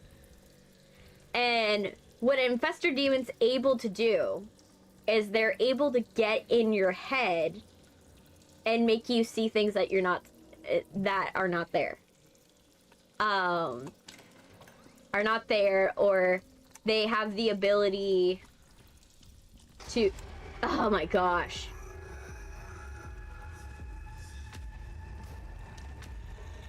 Not only are they able to show you things that are not there, but also what they're able to do is they're able to possess you. They're able to like, they're able to go and adjust your memories, and make you look at your memories in a different way. And I'm not saying that I would be evil in that sense, but that's the closest thing I can think of in terms of like the Hell of a Boss universe. Now Has-Been's a little different because Has-Been's based upon about like what killed me, like what would kill me, right? So it would be based around like, okay, what would kill me, and then what would actually be something that, you know, it would be what would kill me, and also what would be something that would, oh my gosh, he keeps, oh fudge, I died. Oh wow. Well, for me, I think I would be an imp with Sylvia. Should be hanging with Angel Dust and hanging out with Alistair. Yeah. But yeah, most likely, if there's something that would do me in, like, cause the thing is that, right, for Has-Been Hotel, it's the question of, if you're in that universe, you're most likely a sinner. But if you're a sinner, that means you have to have a semblance of what killed you. One, but also whatever. Not only do you have to look like what killed you, but you also have to look like an anamorphic, like, animal. So the question is that, like, what would it be? Who loves to have a party with music blasting all the way? Not me. Absolutely not me. Not my thing. I'm one of those where I can't handle parties. And I've made the decision that I am someone that will always have earplugs plugged in. Because I am not about to mess up my brain chemistry. I'm just like, not my thing. Okay. Question is, where does the scraps come from? Is this it? Where? I'm trying to figure out, where do the blueprints, like, we get dancer blueprints, but where do we go to see those? Right? Like, we got dance blueprints. How do I get the Gent key? Like, what? I thought it was that you have to. Hey, Walker Stalker, I haven't seen you in a bit. I haven't seen you in a bit. How you doing? But why did he show up as a spider if he died of drugs? Well, that he died of drugs, but that's why his coloring is a whiter color. He's made to look like a bag of LSD. It has been a while. Yes, it has. Ah, Mutsy, welcome! Yes, good afternoon, taxpayers. Yes! Oh my gosh, yes. But yeah, he's supposed to look like a bag of LSD. Like, that's what, a bag of LSD or a bag of speed. Like, that's what, Angel does. That's why he has, like, pink and white. He has pink and white on his body. So that's the idea. And he's a spider because Vivzy likes anamorphics. She said it herself. She's been doing AMVs for her entire career. But how you been? Like, what you been up to, Walker Stalker? I haven't seen you in a bit. Like, what you been doing? What content have you been watching? Oh, no wonder she sims for him. Yes, that's the deal. Like, he's literally, that's how it works. Like, you've been working a lot? Yeah, that's a vibe. I've been working a lot, but you guys get to see me because part of my work is doing this. Like, my boss would probably trust me less. He would probably trust me less. Oh, I have to find it. Oh. Uh-huh. Workshop level. Let me see. I'm trying to see.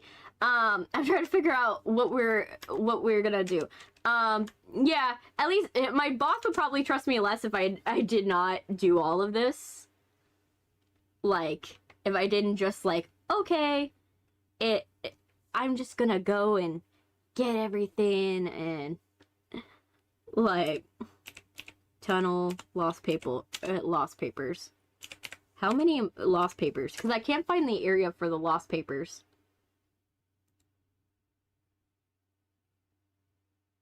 And return them to the Golden Days gallery in the safe. Oh, so it's gonna be in the safe house.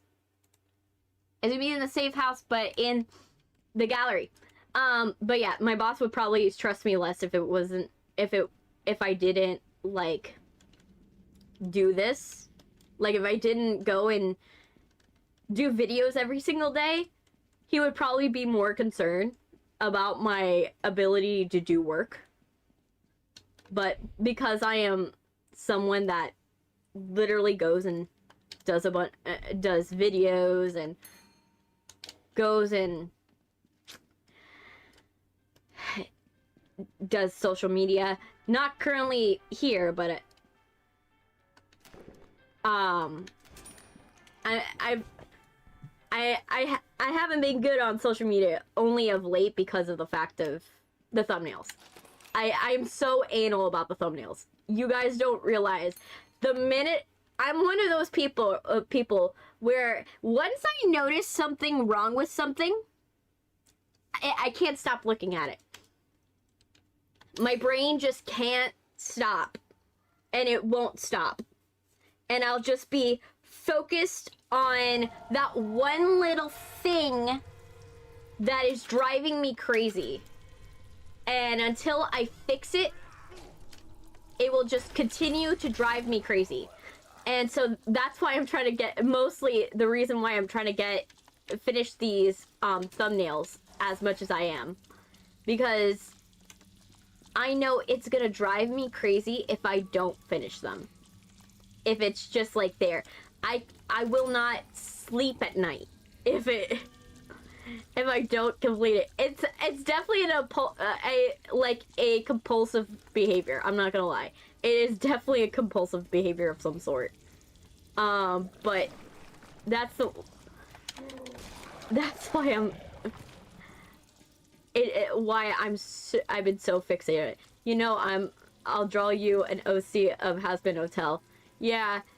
The only thing is that, like, if I were to die, it would have to, like, the Has-Been Hotel is really based upon how do you think you would die, right?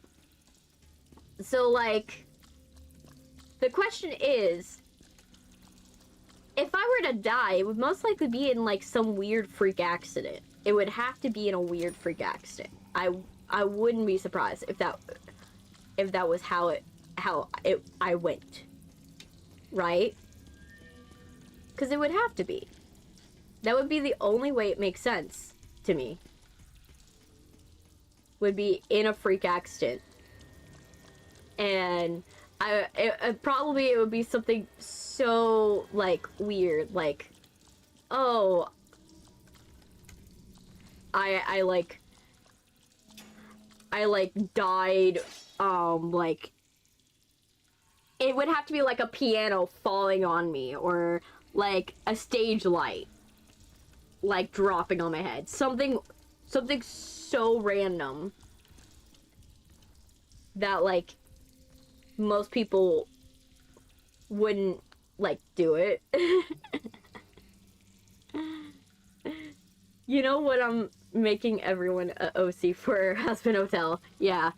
The only one I know for sure would be Hello Boss. Hello Boss would be the one where I would be like, okay, that one I can be like, that one makes sense. But, like, Has-Been Hotel, like, I see it as, like, I would definitely be, and I don't know if and I know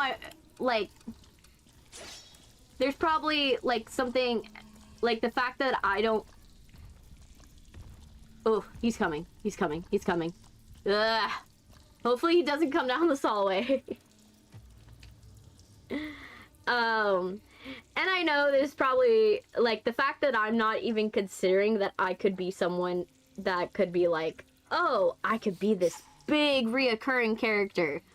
Like, I just see myself as, like, oh, I would just be, like, a small, tiny character. It's probably something with my mind. Like, I probably, like, I do have the personality that I could be, like, one of the sins. Like, I could probably be, like, one of the deadly sins, or probably be, like, a weird recurring character, but, like, I still, my brain will not accept. Oh my gosh, where is he? I feel like he's coming, and I don't like it. I'm gonna go to the next room. Only because I want to make sure that he doesn't come my way. Okay. We've got to go this way. Okay. Let's see. Coffee. Definitely. Get some coffee, and Blitz is now coming into Has-Been. I'm excited about that, because then, like, I know that Charlie would be all for, like, the redemption of Stolas. But you know what? The one I'm excited for most is Visago. I'm excited about Visago. Do you guys know who Visago is? I know it only, like, people who are, like, very into Has-Been lore, or watch the show, like, watch the show like I do, you know, probably know who Visago is. But, like, I'm excited about Visago. I want more Visago. I want to know who are the friends of, like, I want to know the friends of my brain just blinked. I want, of Stolas. Like, I want to meet, Visago seems like a friend of Stolas. And that's the one thing I think is missing from Stolas' character is we don't get to see him with his friends. We don't know who Stolas' friends are. And I would love to see more of Visago so we could see, like, what is their dynamic like? Because Visago's just, like, a very interesting character. Like, I like Visago. Visago is, like, really, he's a very interesting character, and I want to see more of what they have to do with it, and I'm glad he's gonna be in the next season. He's gonna be in the next season of, Hell Boss. Like, he seems like that friend that if an injustice is done to you, he's gonna hunt to the ends of the earth to try to right it. Right? And I feel like that's what Visago is gonna do. He knows that Stolas didn't do anything wrong. In his bones, he knows that Stolas never did anything wrong. And this whole thing is a farce. Like, he knows in his bones. But he doesn't want to, like... He wants to help Stolas, but in the best way he can, which the best way he can is not to look like he's colluding with him. Right?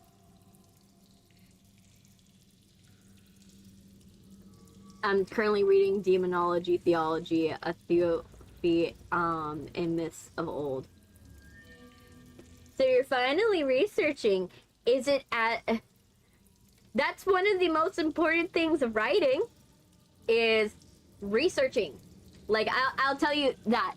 Like, researching is the most important, like, when it comes to writing. And even if it's something so stupid, like, you're researching something so random, like, it could come up to be the most important thing you researched. Because it makes your writing so much better. Like, it's important to read a bunch of stuff and research and look at other stuff. I've had writing that, you know, I was like, I came up with an idea and I wanted to, like, execute something very interesting. And I've researched, like, the mathematics of how it works, or sometimes I'll research, like, not only the mathematics, but I'll look at, okay, how can I possibly, like, make this work in a different way? So, like, I've researched, like, something I'm currently researching is, like, how does the brain operate after a concussion? The reason why I'm researching that is because of the medical anime that I'm writing. I'm writing a medical anime. So because I'm writing a medical anime fantasy series, like, it's not really fantasy, it's more like supernatural. Because I'm writing a supernatural series that is focused in on that. Shoot.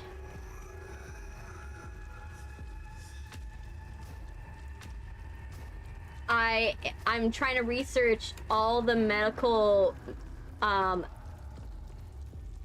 like, maladies that you can have, and trying to, like, strategize and how could you possibly write this in a way that a supernatural could have it? How could you possibly write a character with a concussion? Like, a monster with a concussion. Like, because that's something that's also, like, I find that is forgotten about with monster media, is that monsters should be able to get, like, injuries. Like, I know people like to do, like, stab wounds, and they like to be like, oh yeah, we could stab the monster or like do blunt force trauma, but then they forget like what that would actually do to the monster and how that would impair their function. You know? Like, there should be more that it does to the monster. It shouldn't be like, oh, it's just passingly, like, we just hit them over the head with a cinder block and nothing happened. Like, they just kept going at us. That's not what's gonna happen. You know? I kind of want the to have some realism to it. Because the more you add to information, you add to something. Like, yes, Delicious and Dungeon is a perfect example. You can tell they research food preparation. They research the hell out of, like, different food preparations and different ways that you can, like, cook something. They were thinking of, like, oh, how can we, like, do mussels? How can we do, like, in a fantasy world? How can we do mussels? How can we do, like, crab or lobster? Is there, like, how would we do seafood? How do you prepare seafood in the real world? And they were definitely looking at all of that. Even, like, how they were preparing the dragon. Like, the dragon, they prepared it like if it was a gator. That's something that I can appreciate because of the fact that, you know, I know what gator tastes like. And so I can imagine what that dragon most likely tasted like. But it's only because I have that knowledge I'm able to appreciate that more. And so for me, I appreciate whenever any story researches their stuff. And the more research it is, the more it feels good. That's why Arcane's also a good example of a very well-researched show. Because they definitely, they took 5 years to do their homework about their characters. And it shows. It shows they did their homework. It shows that they thought about their characters. They thought about what their characters were going through. And how can they portray that in a very good way. And that's why I appreciate also Arcane, because Arcane took time. Now, towards the end, I'm not gonna lie, they kind of like, they started, you know, making compromises, which happens with stories. But I can appreciate when Arcane was new and they were getting very well researched. They were making sure that everything was right. They were trying to get psychosis correct, like, as much as possible in media, because with any mental disorder, you can't fully get it correct. You can only do that. And the one thing I will say about superhero media, they're missing an opportunity to expand upon the idea of what if you had a superhero with disability. Because the problem is, getting superpowers doesn't mean disability goes away. Getting superpowers only means that you just have another way to cope with disability. And I think that's the one thing that I don't appreciate about superhero media. Is that they don't actually go into the idea of what would a superpower world really look like. Because with disability, imagine you're someone that's in a wheelchair, but you're like, yeah, I'm in a wheelchair, but I can levitate.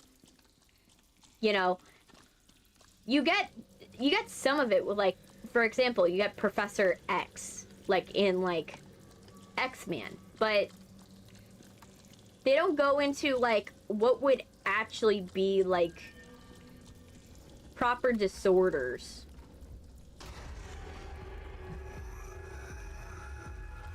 Like, what would a disorder look like?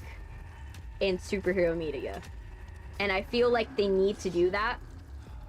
I need one. At least one. Because it bothers me every single time. I ran out of time.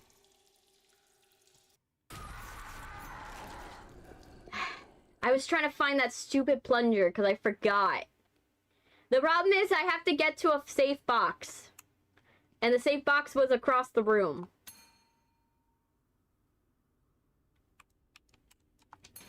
But superhero media, I think they need it. They need to be able to do something like that where I feel like they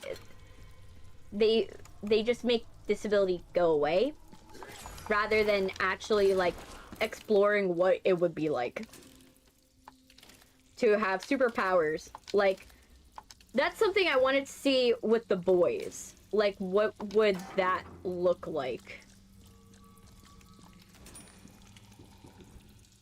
Of the internet. I don't like that. They want certain aspects but do not care.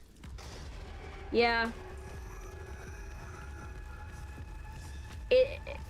It's just that it's hard to research stuff. Like, shows that research and books that research and stuff like that, they do better because they're well researched. Because research just it's not that like you're trying to make your stuff more accurate, it's that research gives you more options when it comes to writing. You can go and do different avenues, different ideas, but that only comes with knowing more information. And you can't come up with new ideas from nothing. That's not going to happen. Everything's a remake of a remake, so you're not going to come up with a new idea. If you do one day come up with a new idea, that's going to be a shock. Because there's only 32 story ideas in the world. Only 32. You're never going to come up with something new. But what you can come up with is how you remix it. And it's by using information, new information, that you can remix it in a way that is new to someone. But that's really what it is. I think that's what's the most important thing about it. Yeah, I'm multi-streaming on multiple platforms. So I am on YouTube vertical, YouTube horizontal, and I'm on... Oh my gosh, he's over there.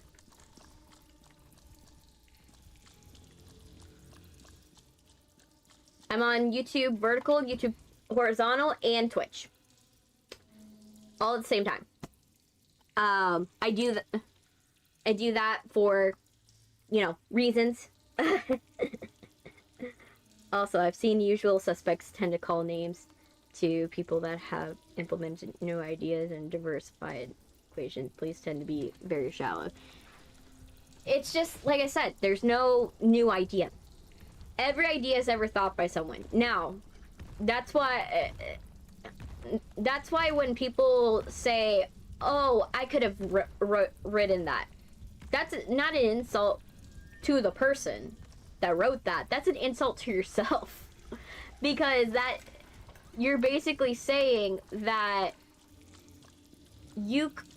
that was an idea you could have come up with, but you never implemented on yourself. You just decided to just not do it because it was easier. How's the view count on YouTube vertical or horizontal? Way more than here. Way more than the Twitch side. It's always that way. YouTube, there's always more people that watch. But that's because what happens is they'll go from the vertical. They'll find me on vertical because vertical has very good discoverability. and then they will go and find me on horizontal. They'll go and change it to horizontal, or they'll just stay on vertical, and then they watch me over and over again. So that's realistically what it is. So the view counts are a lot higher, but I still stream on, oh, fuck, and I'm dying. I still stream on Twitch because, well, yes, YouTube, theoretically, YouTube's a better platform for discoverability. I find with Twitch, there are people that will come from Twitch that will come over to YouTube, or vice versa. And Twitch has a faster, doesn't have as much of a delay. YouTube has a 6-second delay. So whenever I talk to someone on the YouTube side, you'll notice that you could count it on your hand. About 6 seconds will pass, and then I'll get the answer. They'll type in their answer.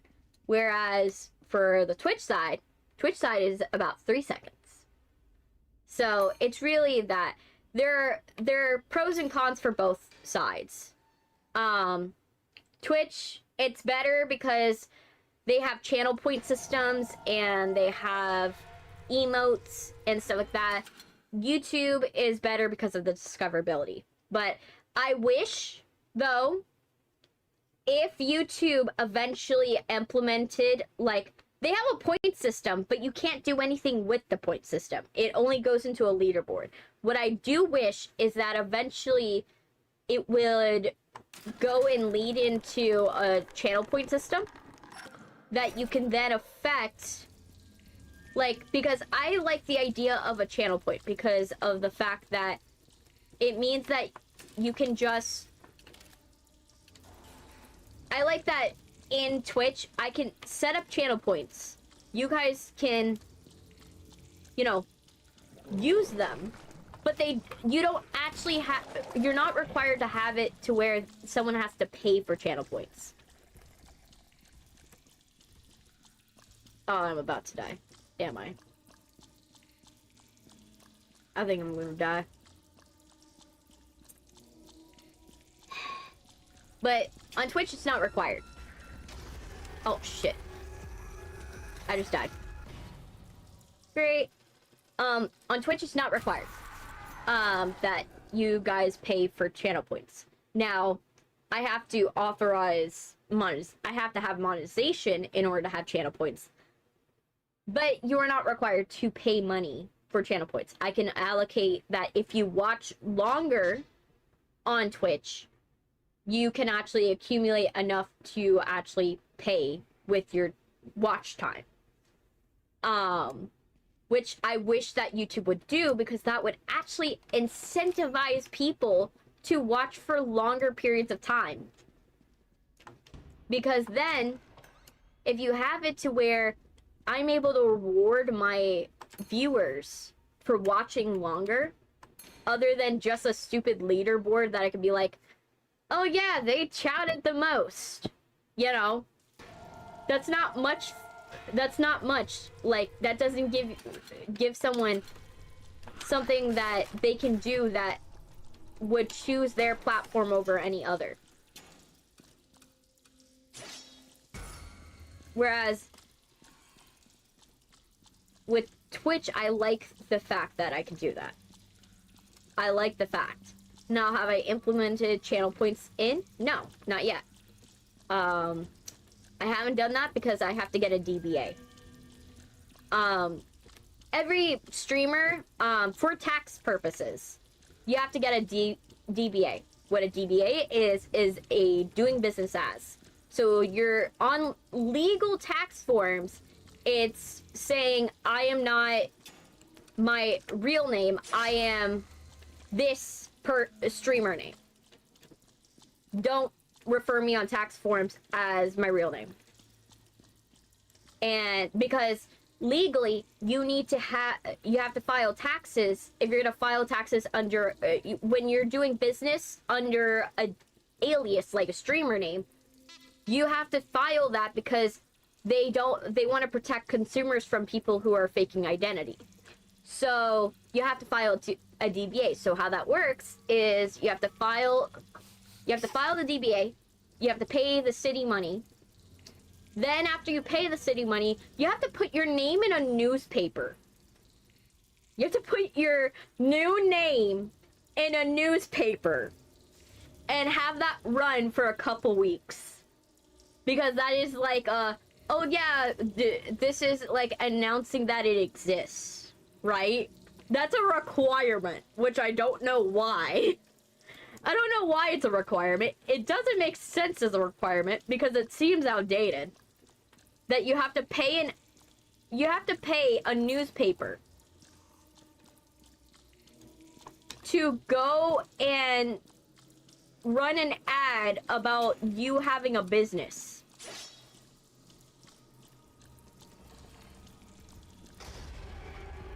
Right? You have to do that. And then once you run the ad in your you're doing business as, you have to update it every year. You have to pay the fee every year. And you have to do it for every alias name. So for me, I'm gonna have to do it for Chrise the Abyss, Chrise the Abyss with the underscores, and just Chrise. I'm gonna have to do it for 3 DBAs. Because even though, yes, I'm not filing taxes 3 times, I could need to, I have to acknowledge that those are all the aliases that name could be under. My business could be under. And then I also have to get a business bank account. That's another thing that is required. This is the hidden side of Twitch and YouTube that you don't know. I have to then get a business account, set that up. I gotta get an LLC with my name on it. Basically. Because you're not allowed to funnel your funds into a private account. What ends up happening is not that you can't. What ends up happening at the end of the year is that you're gonna have to separate all of your purchases and assets and everything. Kind of like a divorce. And it takes a very long time if it's a personal account. And you also don't have as many incentives if you do it on a personal account rather than a business account, because you're able to write off more things when you do it as business. So there's a lot of things tax-wise for streaming that you have to do, that it's like the not so pretty side of YouTube and Twitch. And you have to do it for both. You have to do it for both YouTube and Twitch.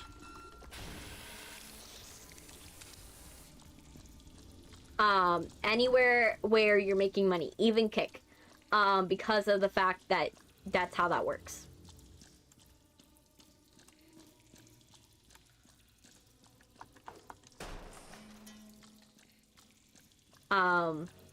So if you ever wondered, do your favorite streamers do taxes? Yes, they do. And they actually, they have to, those tips that you give them, they're only taxable when they get to a certain amount of money. Like, these are the things I have to think about as a streamer. Is I have to think of tax-wise, how do I navigate taxes? I have to think about, okay, how do I thumbnail my videos so that way you guys are able, the algorithm will allow you guys to see my videos. And then I have to keep in mind of growing trends. I have to keep in mind of different things that are happening in the community. And it's not, this is not me complaining about it. You know, it's a part of, being a streamer. That is the ugly side of being a streamer. You know, the not as pretty side of like, oh yeah, I get to play games on the internet. It's like, yeah, but you also have to go and have everything set up with the IRS so they don't audit you. And it's funny that when you have to, like, you're just like, okay, Like, I gotta... What is a write-off? Do I write off this video game? Like, and your accountant's just looking at you and you're just like, yes. That, I bought the game for a thing. Don't question the contents of the game, please don't. If you did, I couldn't explain it to you. Shit. I'm gonna die. I'm gonna die. I'm gonna die. I'm gonna die a very quick and painful death.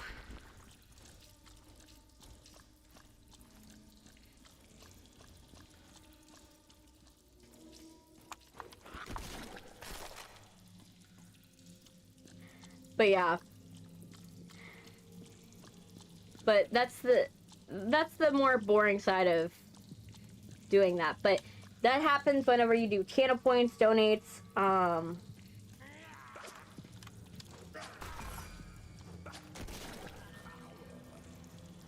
or do anything of a sort. But yeah.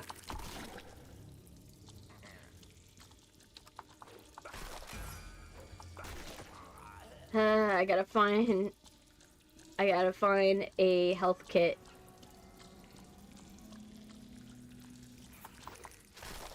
I'm finding a lot of, like, safe houses, at least. But unfortunately, I'm not finding a coffee station. So I can fill up my energy. And I'm not finding, anything that is, like, I'm not finding any health locations, and that's not a good sign. That is absolutely not a good sign. Let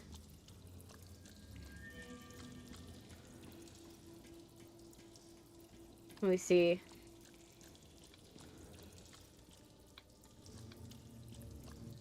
I had to check something on my phone.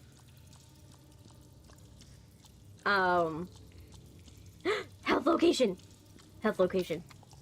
Hopefully this run, like this one is like the one that, I'm able to get everything. Oh no.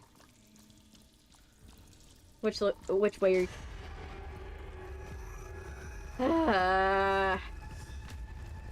I hate that I'm about to die. I hate it. I am so close. I was so close. And then I died. Let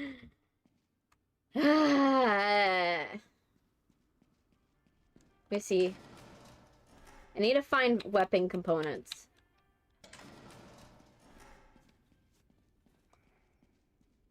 The problem is we have to get the lost papers from the tunnel. That's what we're missing right now.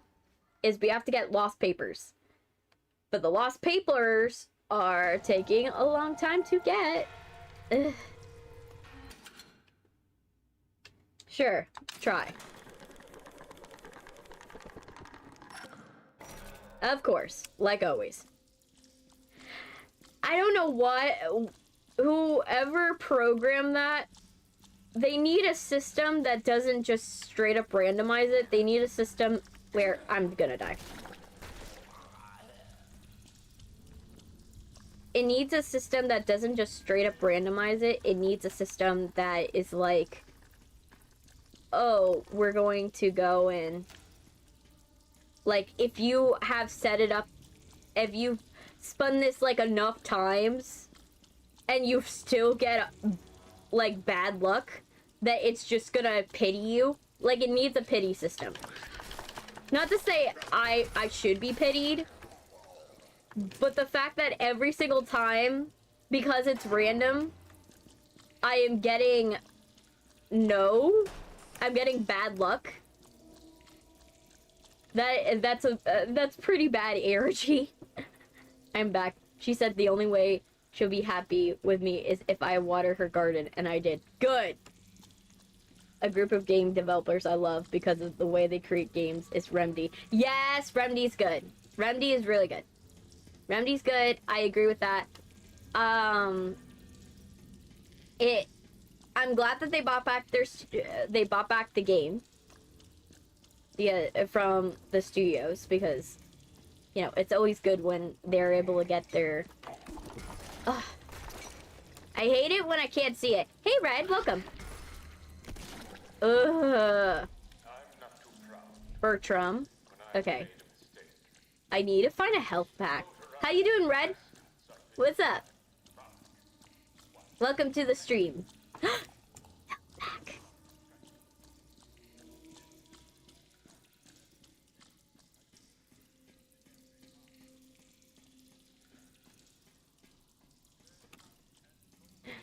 Yeah. I'm trying so hard. It sucks. Die. No. You doing okay? Good. I'm right now trying to figure out what I'm gonna do, because I have no hiding spot and this guy's coming.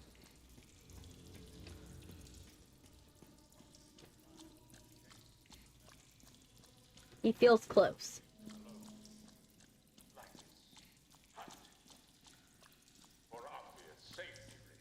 It's still playing? Okay, nope.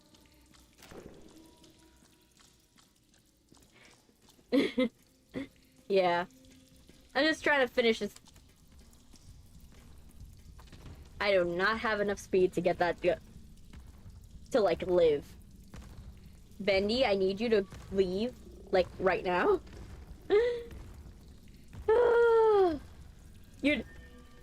You doing okay? Alright, that's good. I'm just trying to survive this game. This game is just... It's one of those games that's just hard because of the fact that the difficulty is just annoying. Wants to be on the stream again. You want him to join? Sure. Let him join. Let him join. Like I said, more the merrier. I love to have people in my streams. You'll never catch me saying, where is he?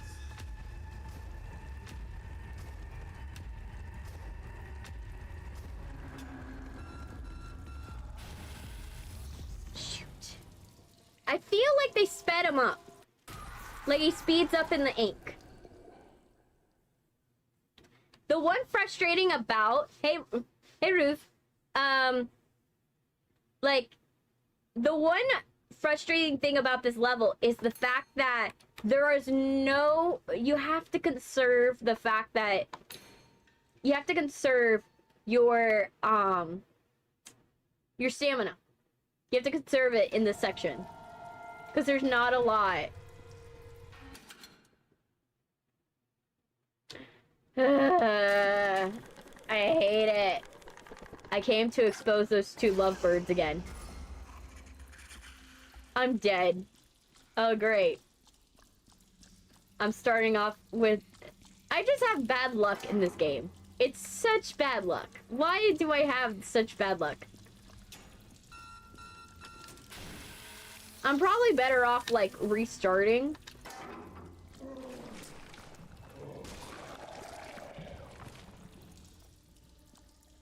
Cause, like, how do I, every single time I mess this section up?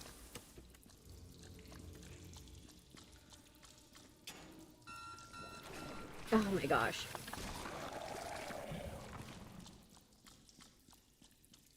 I'm just trying my best, you guys. You guys don't realize how much I'm trying, and this game is not cooperating with me. It's one of those things. Oh, come on. It's just a little thing. So, what are you here to expose about them now? What is the loose cannon gonna say?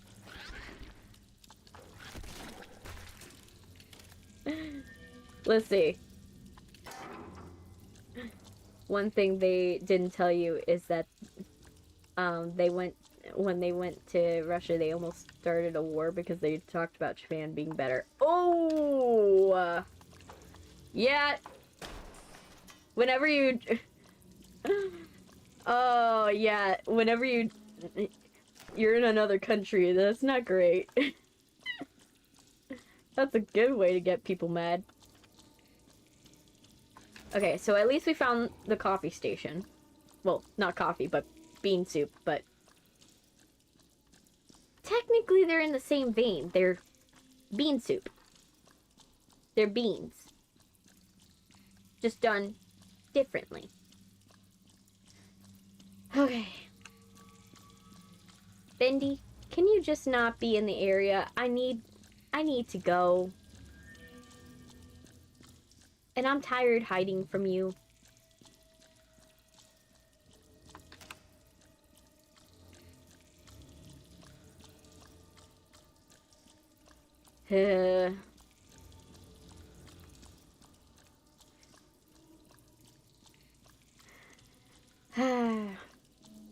Just try my best.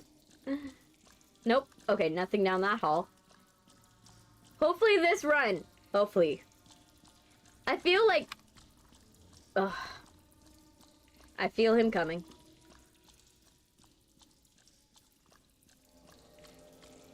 Whenever I play this game, I feel like whenever there's a hard section, as long as I get it at least once, I can usually memorize the layout, like, of everything. Because the layout, I used to think that the layout changed. It doesn't change. It just rotates. So as long as you remember vaguely what the map is, even though the map is gonna rotate, as long as you remember that, then you can remember where everything is, and then it becomes so much simpler. Because then you know where to look, you know where everything's hiding. Let me fill up my bean juice. And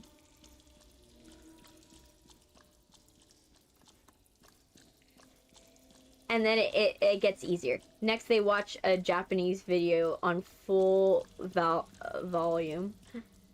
And I was a little confused. I was like, dude, you can't play that in Russia. They will be mad. Oh, it's like sacrilege.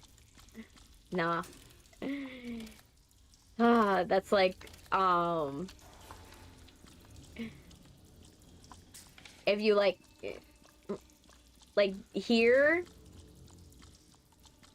there's a lot of things you could say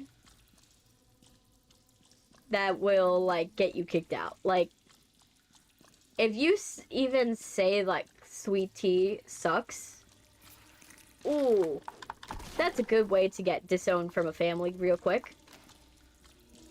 Just tell them, oh yeah, I don't like your sweet tea. Or I don't like your flan. If it's a Spanish household. Like, if you tell someone their flan sucks, ooh, you are ready for the worst time of your life. You're ready to fight. That's not, oh, I'm gonna come here, willingly. We're gonna be fighting to the death, Thunderdome style. Type thing. Oh my gosh, where is he? Okay, I already went that way. So, you can go that way all you want. Ooh.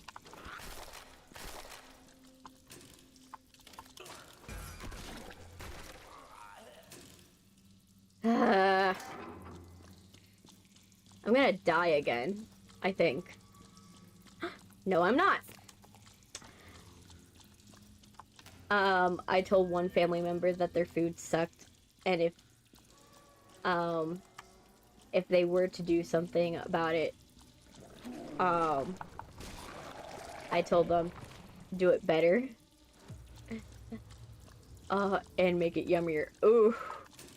That's a way to... Yeah, people will fight you if you, like, you tell them that their food sucks. Like, they will fight you on that. Because, like, they do not want to hear that. And sometimes, that just happens, you know? Sometimes people just don't make good food and they don't want to admit it, but boy, does it make them mad.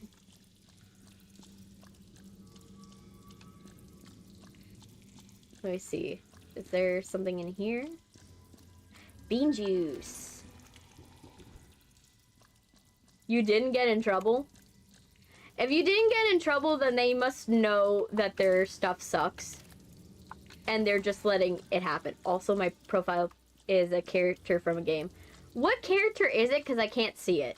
I'm, like, blind. I literally can't see profile pictures. Sylvia can attest to this. I am someone that, if the image is small, I could, like, barely read your names. Like, if I squint.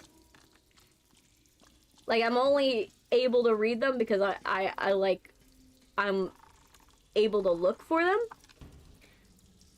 I have them, like, I can increase, like, the size of, like, the letters.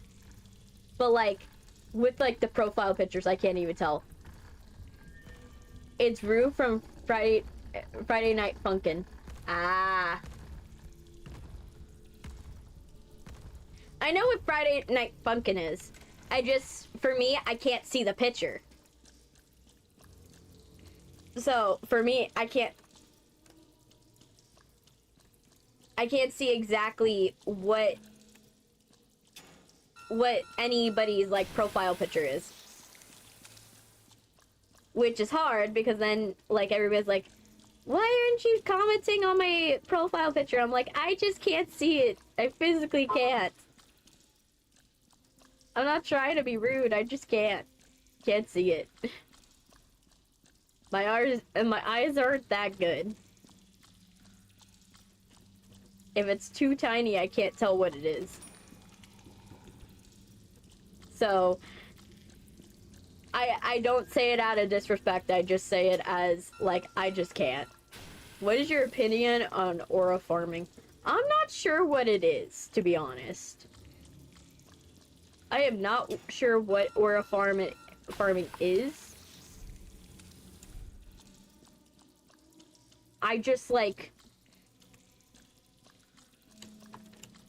Okay, where is this stupid... Like... I'm missing one. I know I'm missing one. I'm missing one and I don't know where it is. I think it's cringing. Here we go.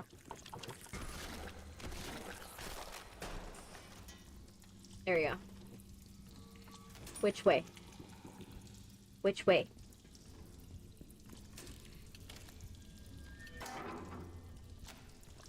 Which way are you coming, Bendy?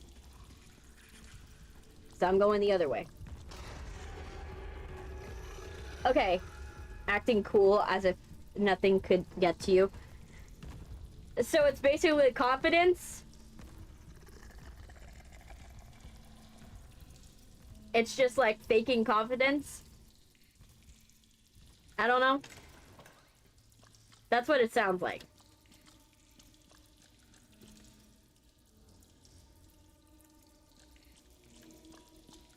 Because, like, if you're aura farming, that means that you're trying to act confident when you're not.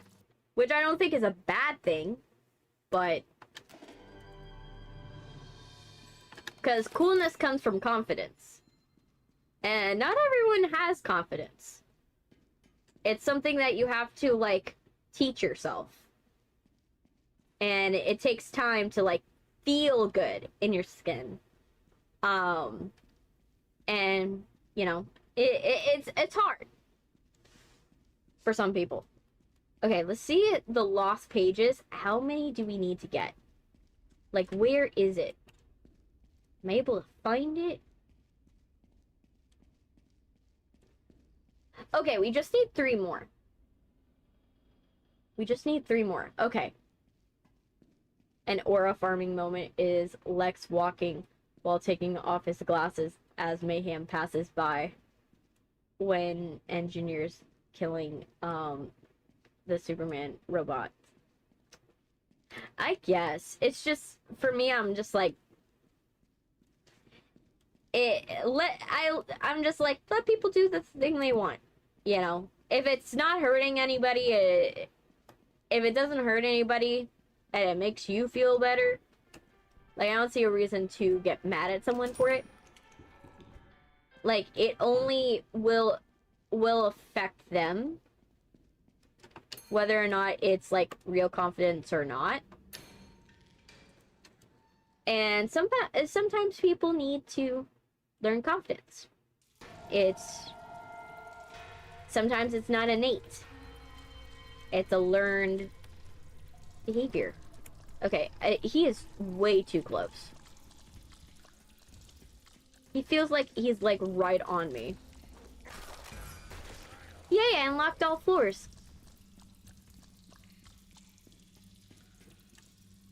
Okay. The bone's here, so I'm gonna leave the bone here.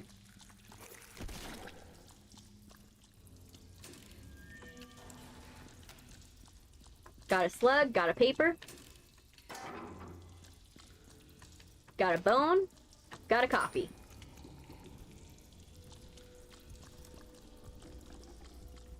Bean juice, how much I love bean juice.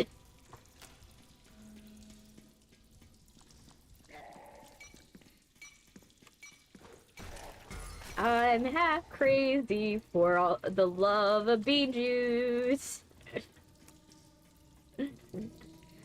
I love the third reel every time with Harvey and Sylvia.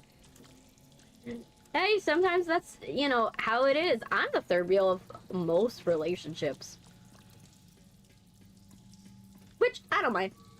I don't mind. Because, you know, I don't mind being, you know, a good friend that makes people happy. You know. Would I like to have my own person? That'd be nice. But I know that for me, it's a little harder. Let me see. Let me get that. Get the lost page. Wait for it. Oh, I accidentally killed a guy. Oh my gosh. I accidentally killed a guy. I didn't know you could kill them with the traps. I thought the traps were just for me. Because none of them have come up to be, like, useful. So I'm like, what's the point? But wow. Oh, no, no, no, no. I do not want to die. Harvey made fun of me for being single. That is totally fine. You know, being single and happy is fine. You know, enjoy it. You know, enjoy it for as long as you want. You know, it means that you're able to focus on your passions. You're able to focus on the things that you want to do. And sure, yes, it's not ideal that, you know, you don't have another person to bounce ideas off of. It would be nice too. But at the end of the day, it's not the worst thing in the world. And sometimes you have to learn how to be, to know who you are when you're single in order to know who you are when you're dating. Your resting face scares everyone. Hey, you know, it happens. You know, I have the opposite. I have the absolute opposite. I have people that when they will walk up to me and they'll see me and I'll be like absolutely beautiful to them. But the problem is that I don't have the matching personality of like, oh, pretty girl. You know, I have the quirky, I have a quirky personality. So it comes with, so sometimes it's a bit off-putting for people. To, you know, they see me and then, you know, they see someone pretty and they're expecting, you know, something completely different than who I am. And then what ends up happening is that, like, they see it, and some of them, they'll be like, oh yes, that seems intimidating, let me walk away. And other people will be like, we like quirky, we like it. But they become friends. So that's the thing. That's how it happens for me. And that's okay. You know, I understand, you know, it's okay to have like an intimidating type of thing. I also, from what my parents say, is that it could be that I look super young. Like, I look younger than I am. And it's funny.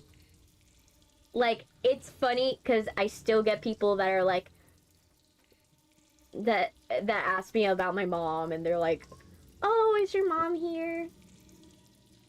Like, you have to have your mom pick your sibling up, and I'm like, I'm 25, ma'am. I'm too old for this.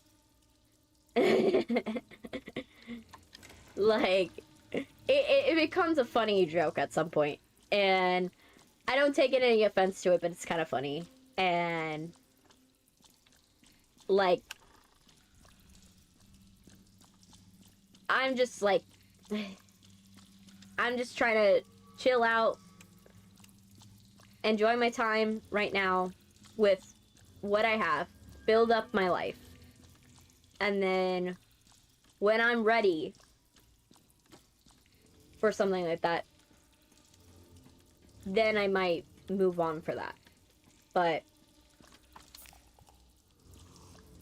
I'm currently just not in that frame of mind, and that's okay. You know, sometimes we ain't in the frame of mind to be in a relationship. You know, and that's totally fine. You know,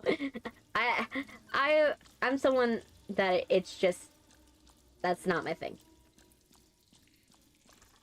right now. Okay, we gonna hide in here. I have a friend with pituitary dwarfism who looks 13 years old, but he's 29. Yeah. I'm not to say that it sucks, because there is benefits of the fact that I look young. I'm checking on the YouTube side to see how everything's going. There is some benefits. But will I say that it sometimes is a bit annoying? Yes. It's an annoying fact of life. Okay. I checked on what I needed to check on. Let me resume with the game.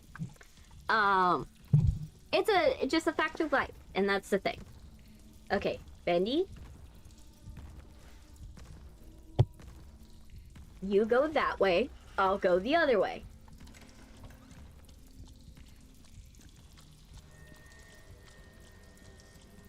Okay, not there.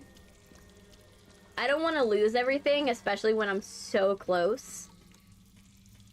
So I'm like trying to like check everything, because I know I haven't checked all the rooms yet. And we got 2 scraps. 2 lost paper scraps. Page scraps. And I want to make sure that I find every single one of them. Because I don't want to put myself in the situation where I'm like, oh, I found everything, and then I could have found like a lot and all the lost pages in one session of this, and I didn't. I want to make sure I absolutely find everything and anything and everything.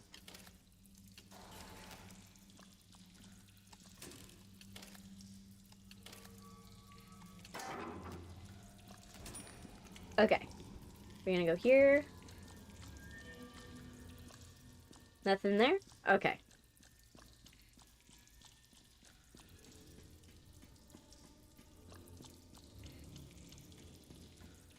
Well, I think we looked at everything. So, it's time. Get to the lift. Alright.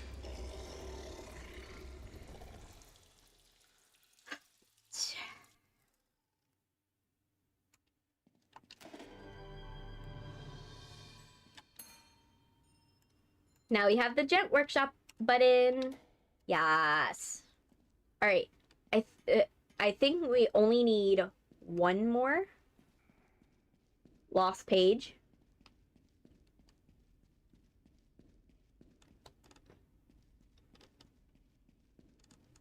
We see? Yeah, one more. Amazing. I wouldn't mind seeing. We just need one more. And then once it's over, once we got that, then we don't have to go back to the tunnels again. Which would be good. Okay.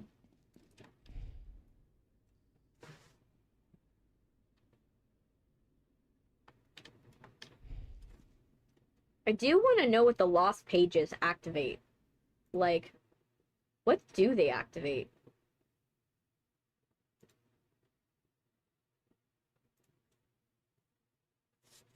Let me see.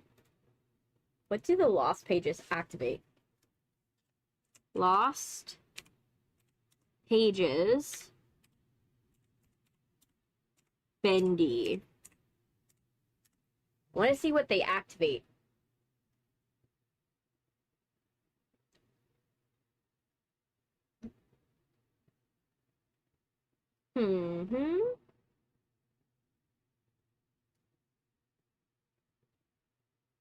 Let's see.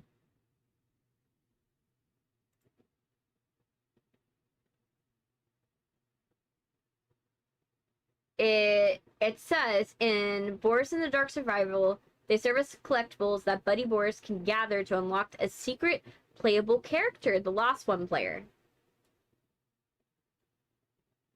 Okay, so it really just activates a thing.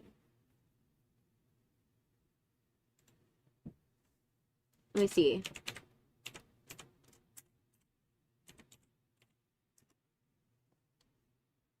It just activates.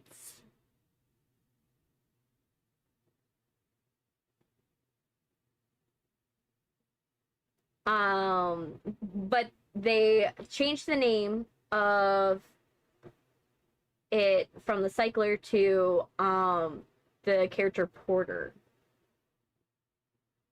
Scattered throughout the tunnels, return them to the Golden Days gallery. These papers are pieces of paper. Yada yada yada. Found on top of barrels. No indications are related to unlock character. The name Lost One. Yeah. Okay. So it's to unlock a character, which I think for now we'll hold off on that. We'll hold off only because we need to. But we got the Gent button. So let's check the Gent workshop. So let's see. Same thing with Harvey Havington. The character is not my friend. The character, not my friend. Think he's 20, but he's actually 32. Yeah. I'm just gonna give up on that one. Let me see. This place looks super clean. Like,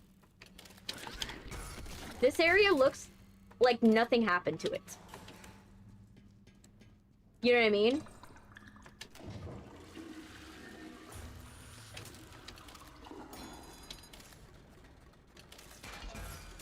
Wait, what?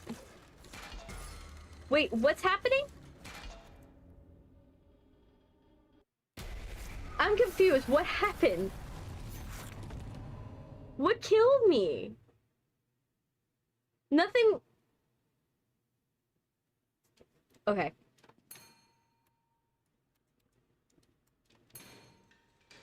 I don't know what killed me, but boy.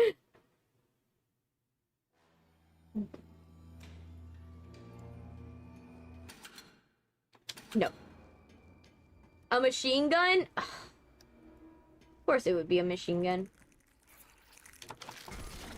No, face grab. We don't want that. Can I kill the machine gun? Not kill it, but you know what I mean. Like, break it. Why is it so glowy? Like, is that an artifacting problem?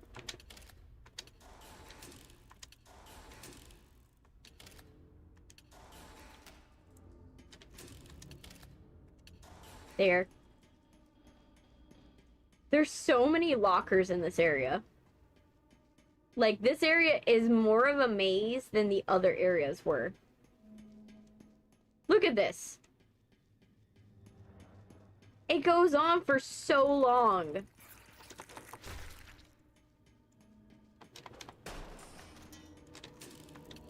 You can go and search everywhere and still not find where you need to go.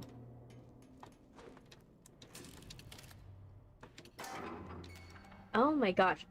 Gent lab key. I found the lab key. Okay.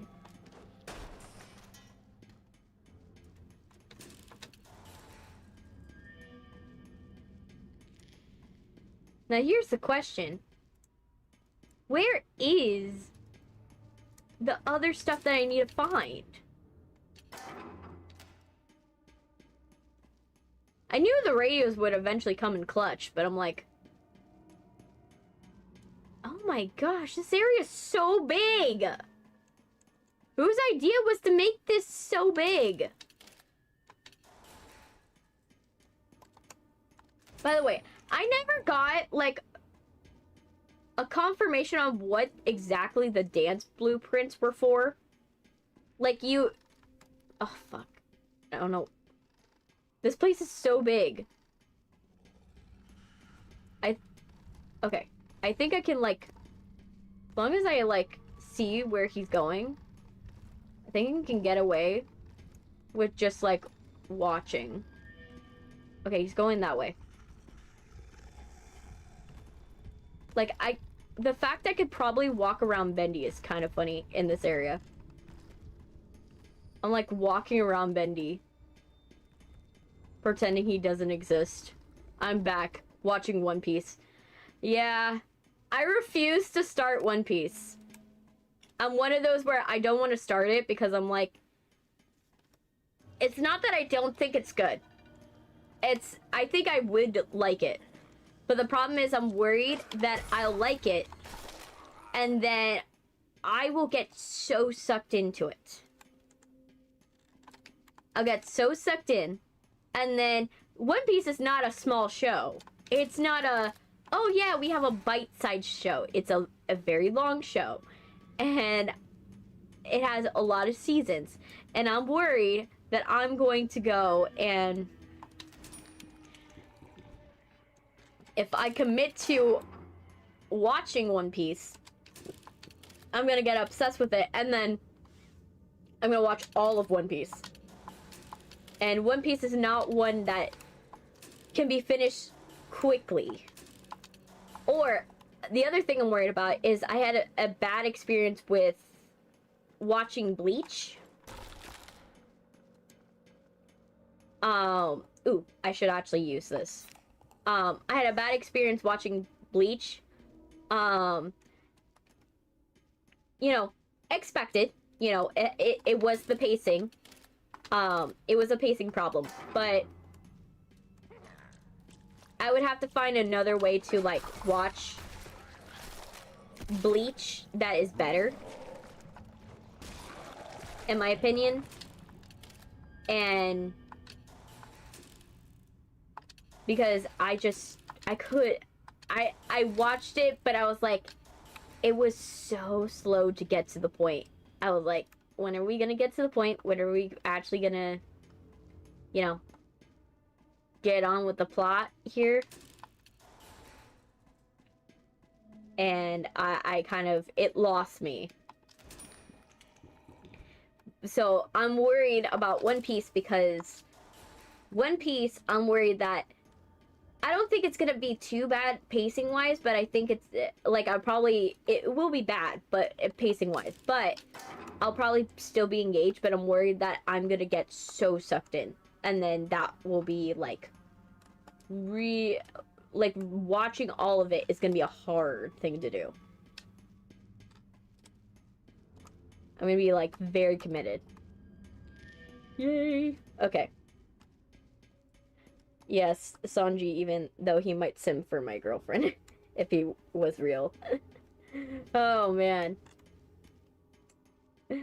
Nah, I'm just like, for me, I just don't. It's nothing against One Piece. It's just that, ugh, of course, Bendy is trying to find me. Where is Bendy? Something I do appreciate about this level is that you could just walk around Bendy. You don't actually need to go into the safe houses, because Bendy is basically, the place is so big. It's annoying that the place is so big, but at least you can walk around Bendy and get where you need to go. And I think they did that because of the fact that you're probably only going to be in an area once. You're only going to be in this area once, so it makes sense. What's your opinion of James Gunn's future projects? I'm excited for them. I think that he's got a good grasp on what superhero movies should be. Which makes sense because he is a superhero fan. But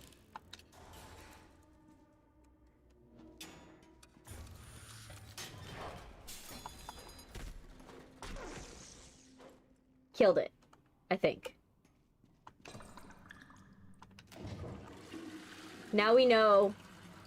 Always try to take out the machine gun.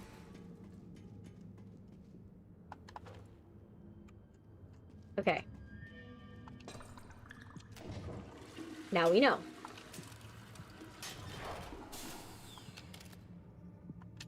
Oh my gosh. Come on, radio.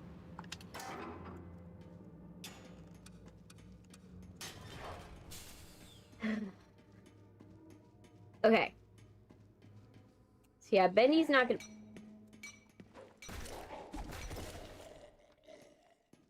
Okay.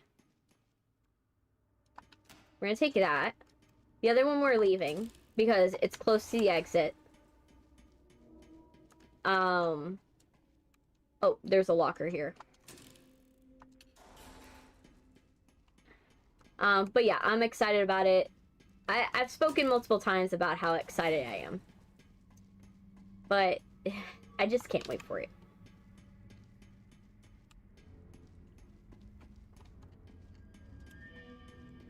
Okay, so...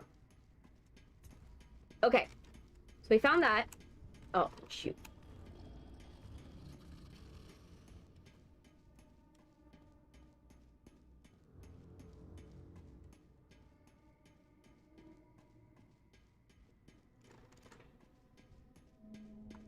The good thing is it's close to the exit, so I can see when Bendy gets close. What it's not good is the fact that Bendy is gonna walk down this hallway.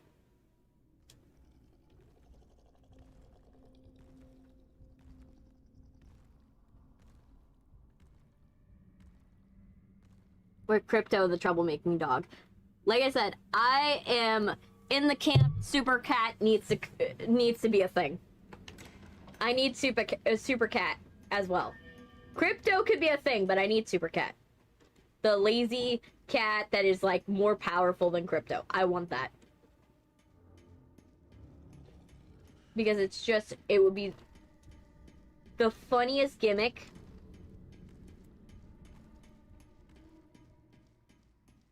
Of the whole thing would be if, like, you find out from Kara's, like, yeah, Super Cat's, like, super powerful, but, like, he's just, the cat's just lazy. And you're just, like, you get, like, one moment, just one moment where it proves it. Where Supergirl proves it, that, like, Super Cat is only being lazy because it can.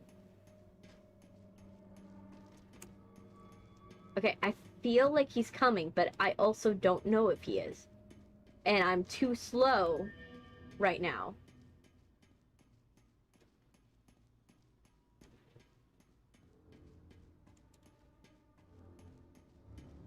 Let me see. I hate that I'm too slow.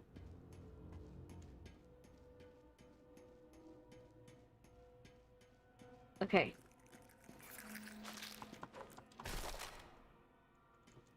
Alright. Found another. Let's see. It's definitely nearby.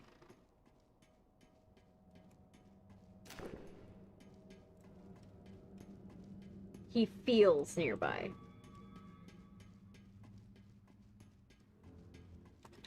Okay, now I feel better. Now we can run. He's coming.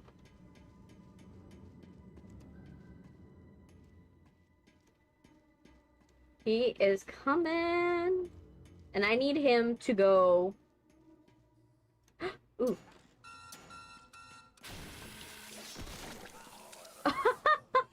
You saw that? It killed it.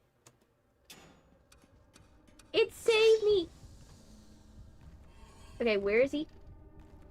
Oh, he's there. Where is he going? Yeah. I'll figure it out later.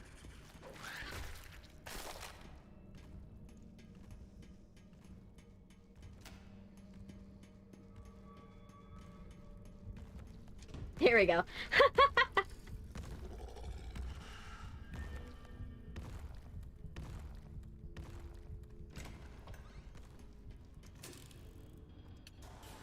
I have the audacity. I feel like I'm punking Bendy at this point. Like, Bendy is like, can you just stay still? And I'm just like, nope. Finger crossed, Batman. Yeah, I just think Batman's gonna take a while. Because there's too many Batman movies. Just like that, how there was a lot of, like, Superman movies at one point that we had to, like, give up on Superman for a little bit. I feel like there's too many Batman movies right now. And if they were to do a Batman movie right now, everybody would not really want to go. Unless you're doing, like, something super vastly different. Like what happened with the movie The Batman. You would have to do something that is, like, so fundamentally different with how Batman is that it makes it difficult for anybody. Oh, your birthday's today? Happy birthday, dude! Happy birthday. I hope you're having a wonderful one. I hope, you know, watching me is, like, a good, you know, fun thing to do on your birthday, I hope. I'm not, like, full of myself that I would be like, oh my gosh, I'm, like, would be the best thing on a birthday. But, like, I hope your birthday's going well. I really do hope. Okay, come on.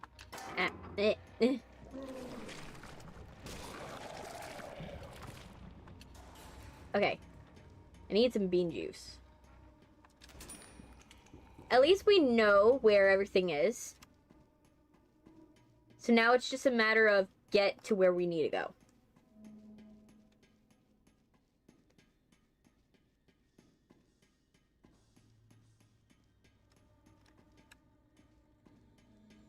Okay, so we're gonna go this way.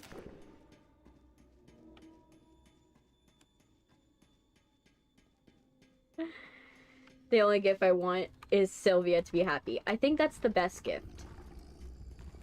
We all want Sylvia to be happy. Happy Sylvia is a good thing. Sylvia being happy is a great thing.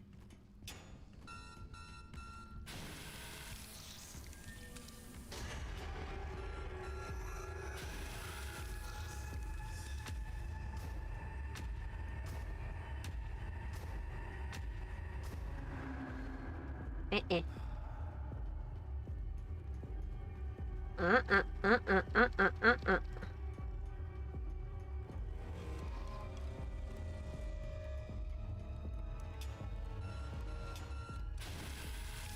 And here.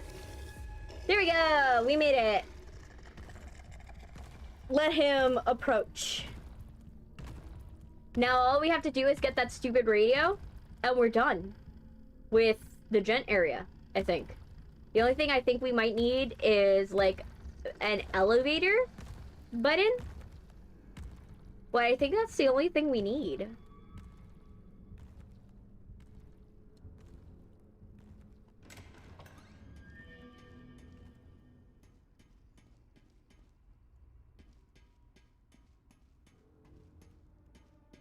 But, oh my gosh, we're so close.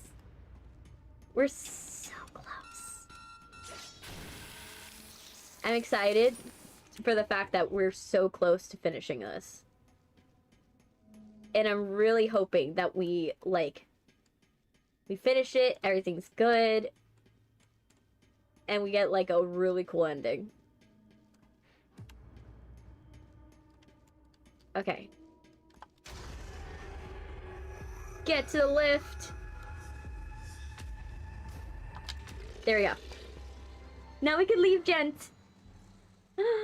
We survived.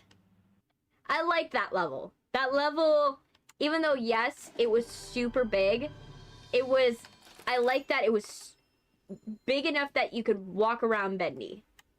You could effectively walk around Bendy and get to where you needed to go. You still had to hide from him, because some areas are a little funky, but it wasn't to the point where it was straight up unfair. Right? I think that's something that I appreciated about it. Okay.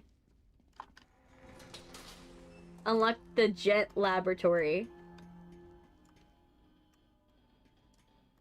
Oh my gosh. What did we unlock? Oh my gosh. I don't like that there's a health.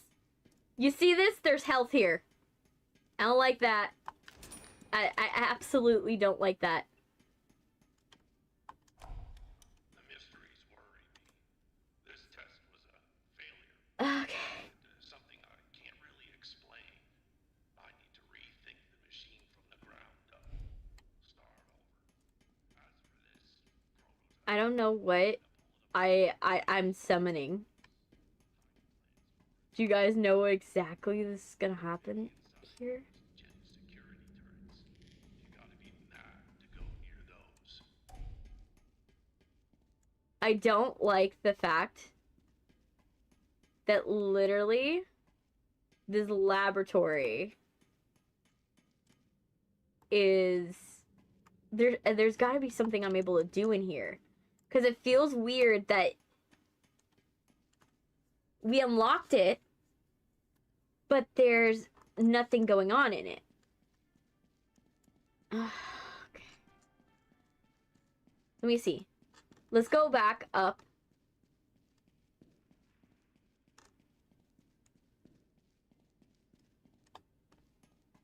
Let's see.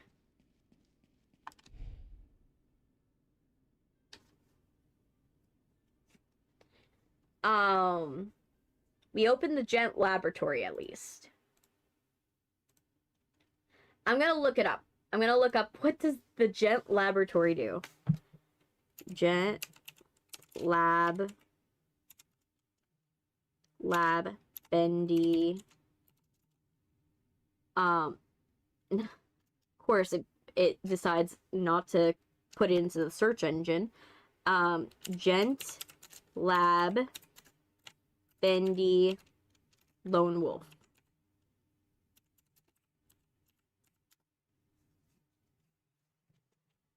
Okay, let's see.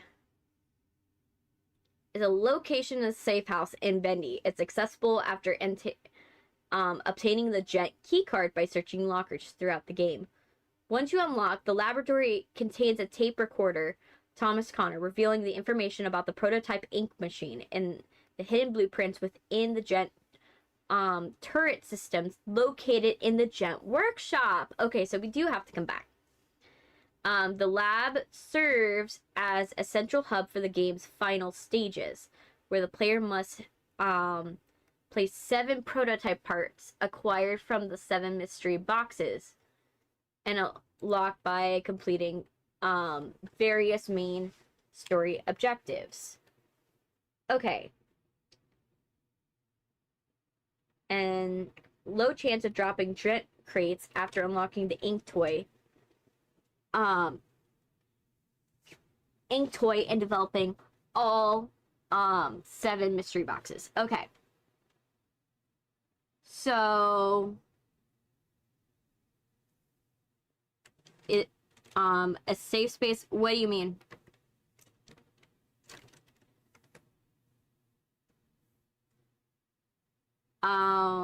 Let me look up what the dance blueprints do. Because that was something that boggled my mind, was why are we getting dance blueprints from the toilets? Like, I don't see a place for them. What does that unlock?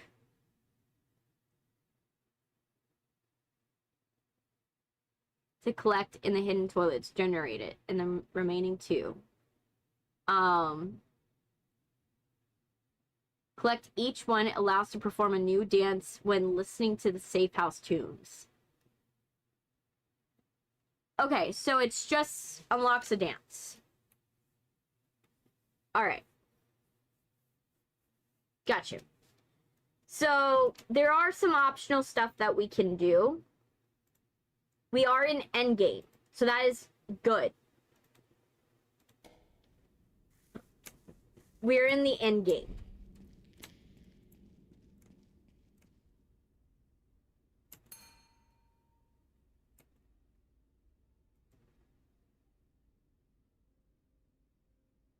Now, there's only one thing that I'm wondering about is, like, the secret floor. Let's put secret floor. That's the other one I want to look up. Floor.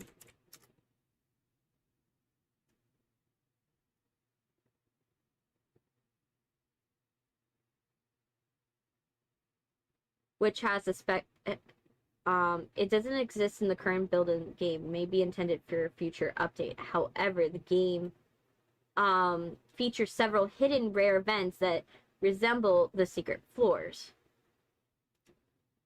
And one such event, 414, which triggers if the player survives the 414th day of gameplay, forces a transition from the unique level where Boris replaces the ink demon as the hunter. Okay, the floor also can be encountered by pure chance before day 414.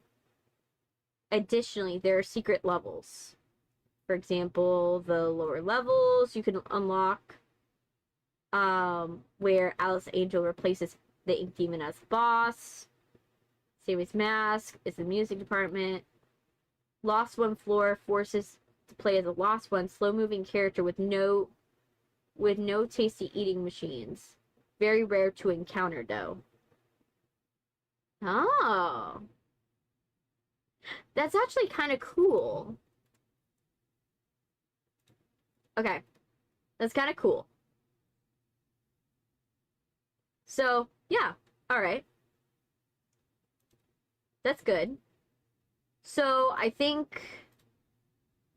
Here's the question, right? Is... Do I want to save it? Do I want to finish it now? And save it for next time? Or do I want, like, where we're just doing the Gent ending? Or are we just doing, or do we want to finish this out completely? Do we want to finish it out? Because I could finish it out completely. And that would be pretty good.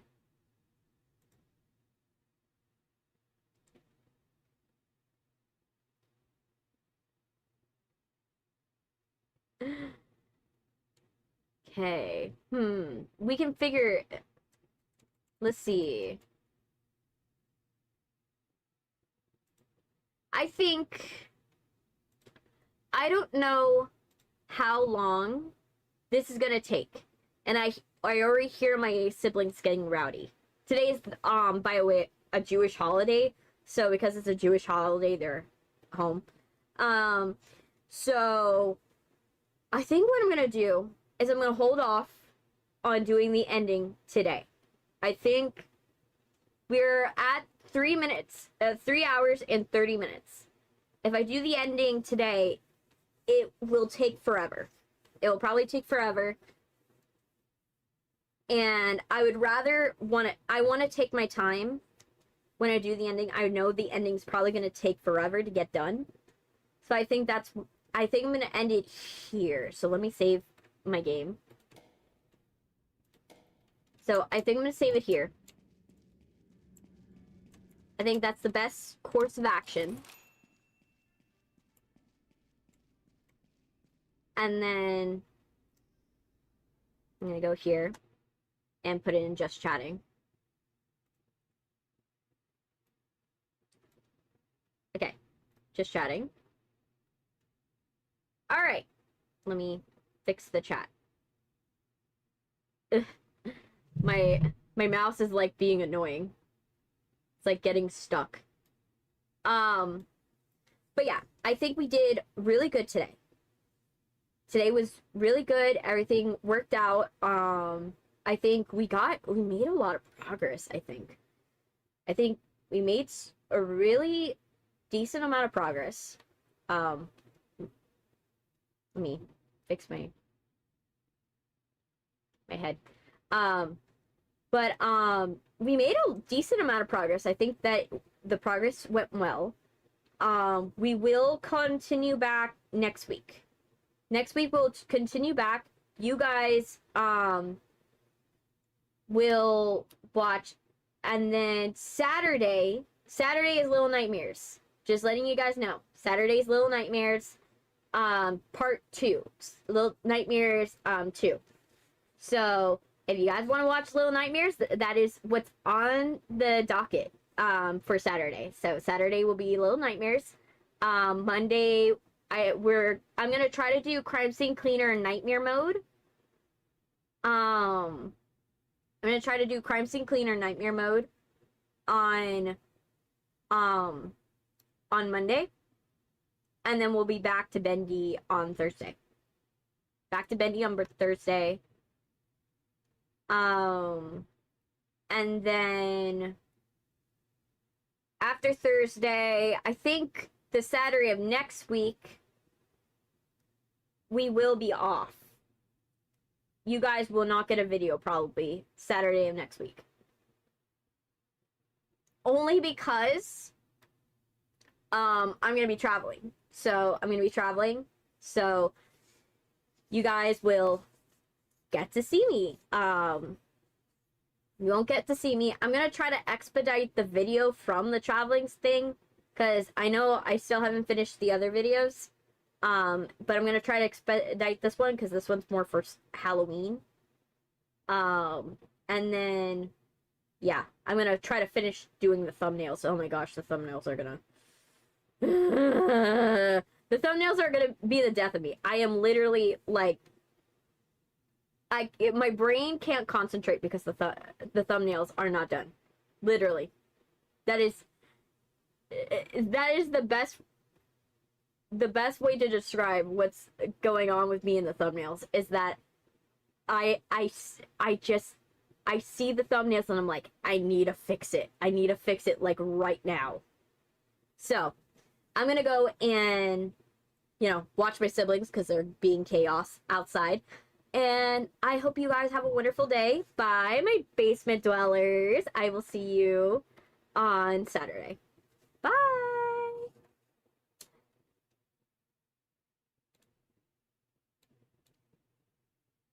So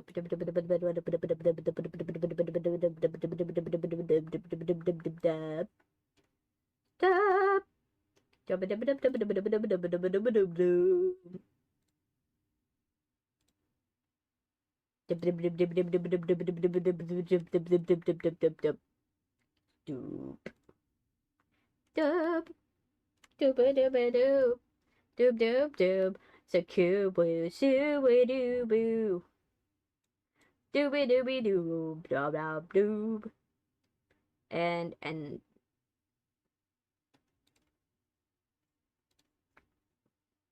that one?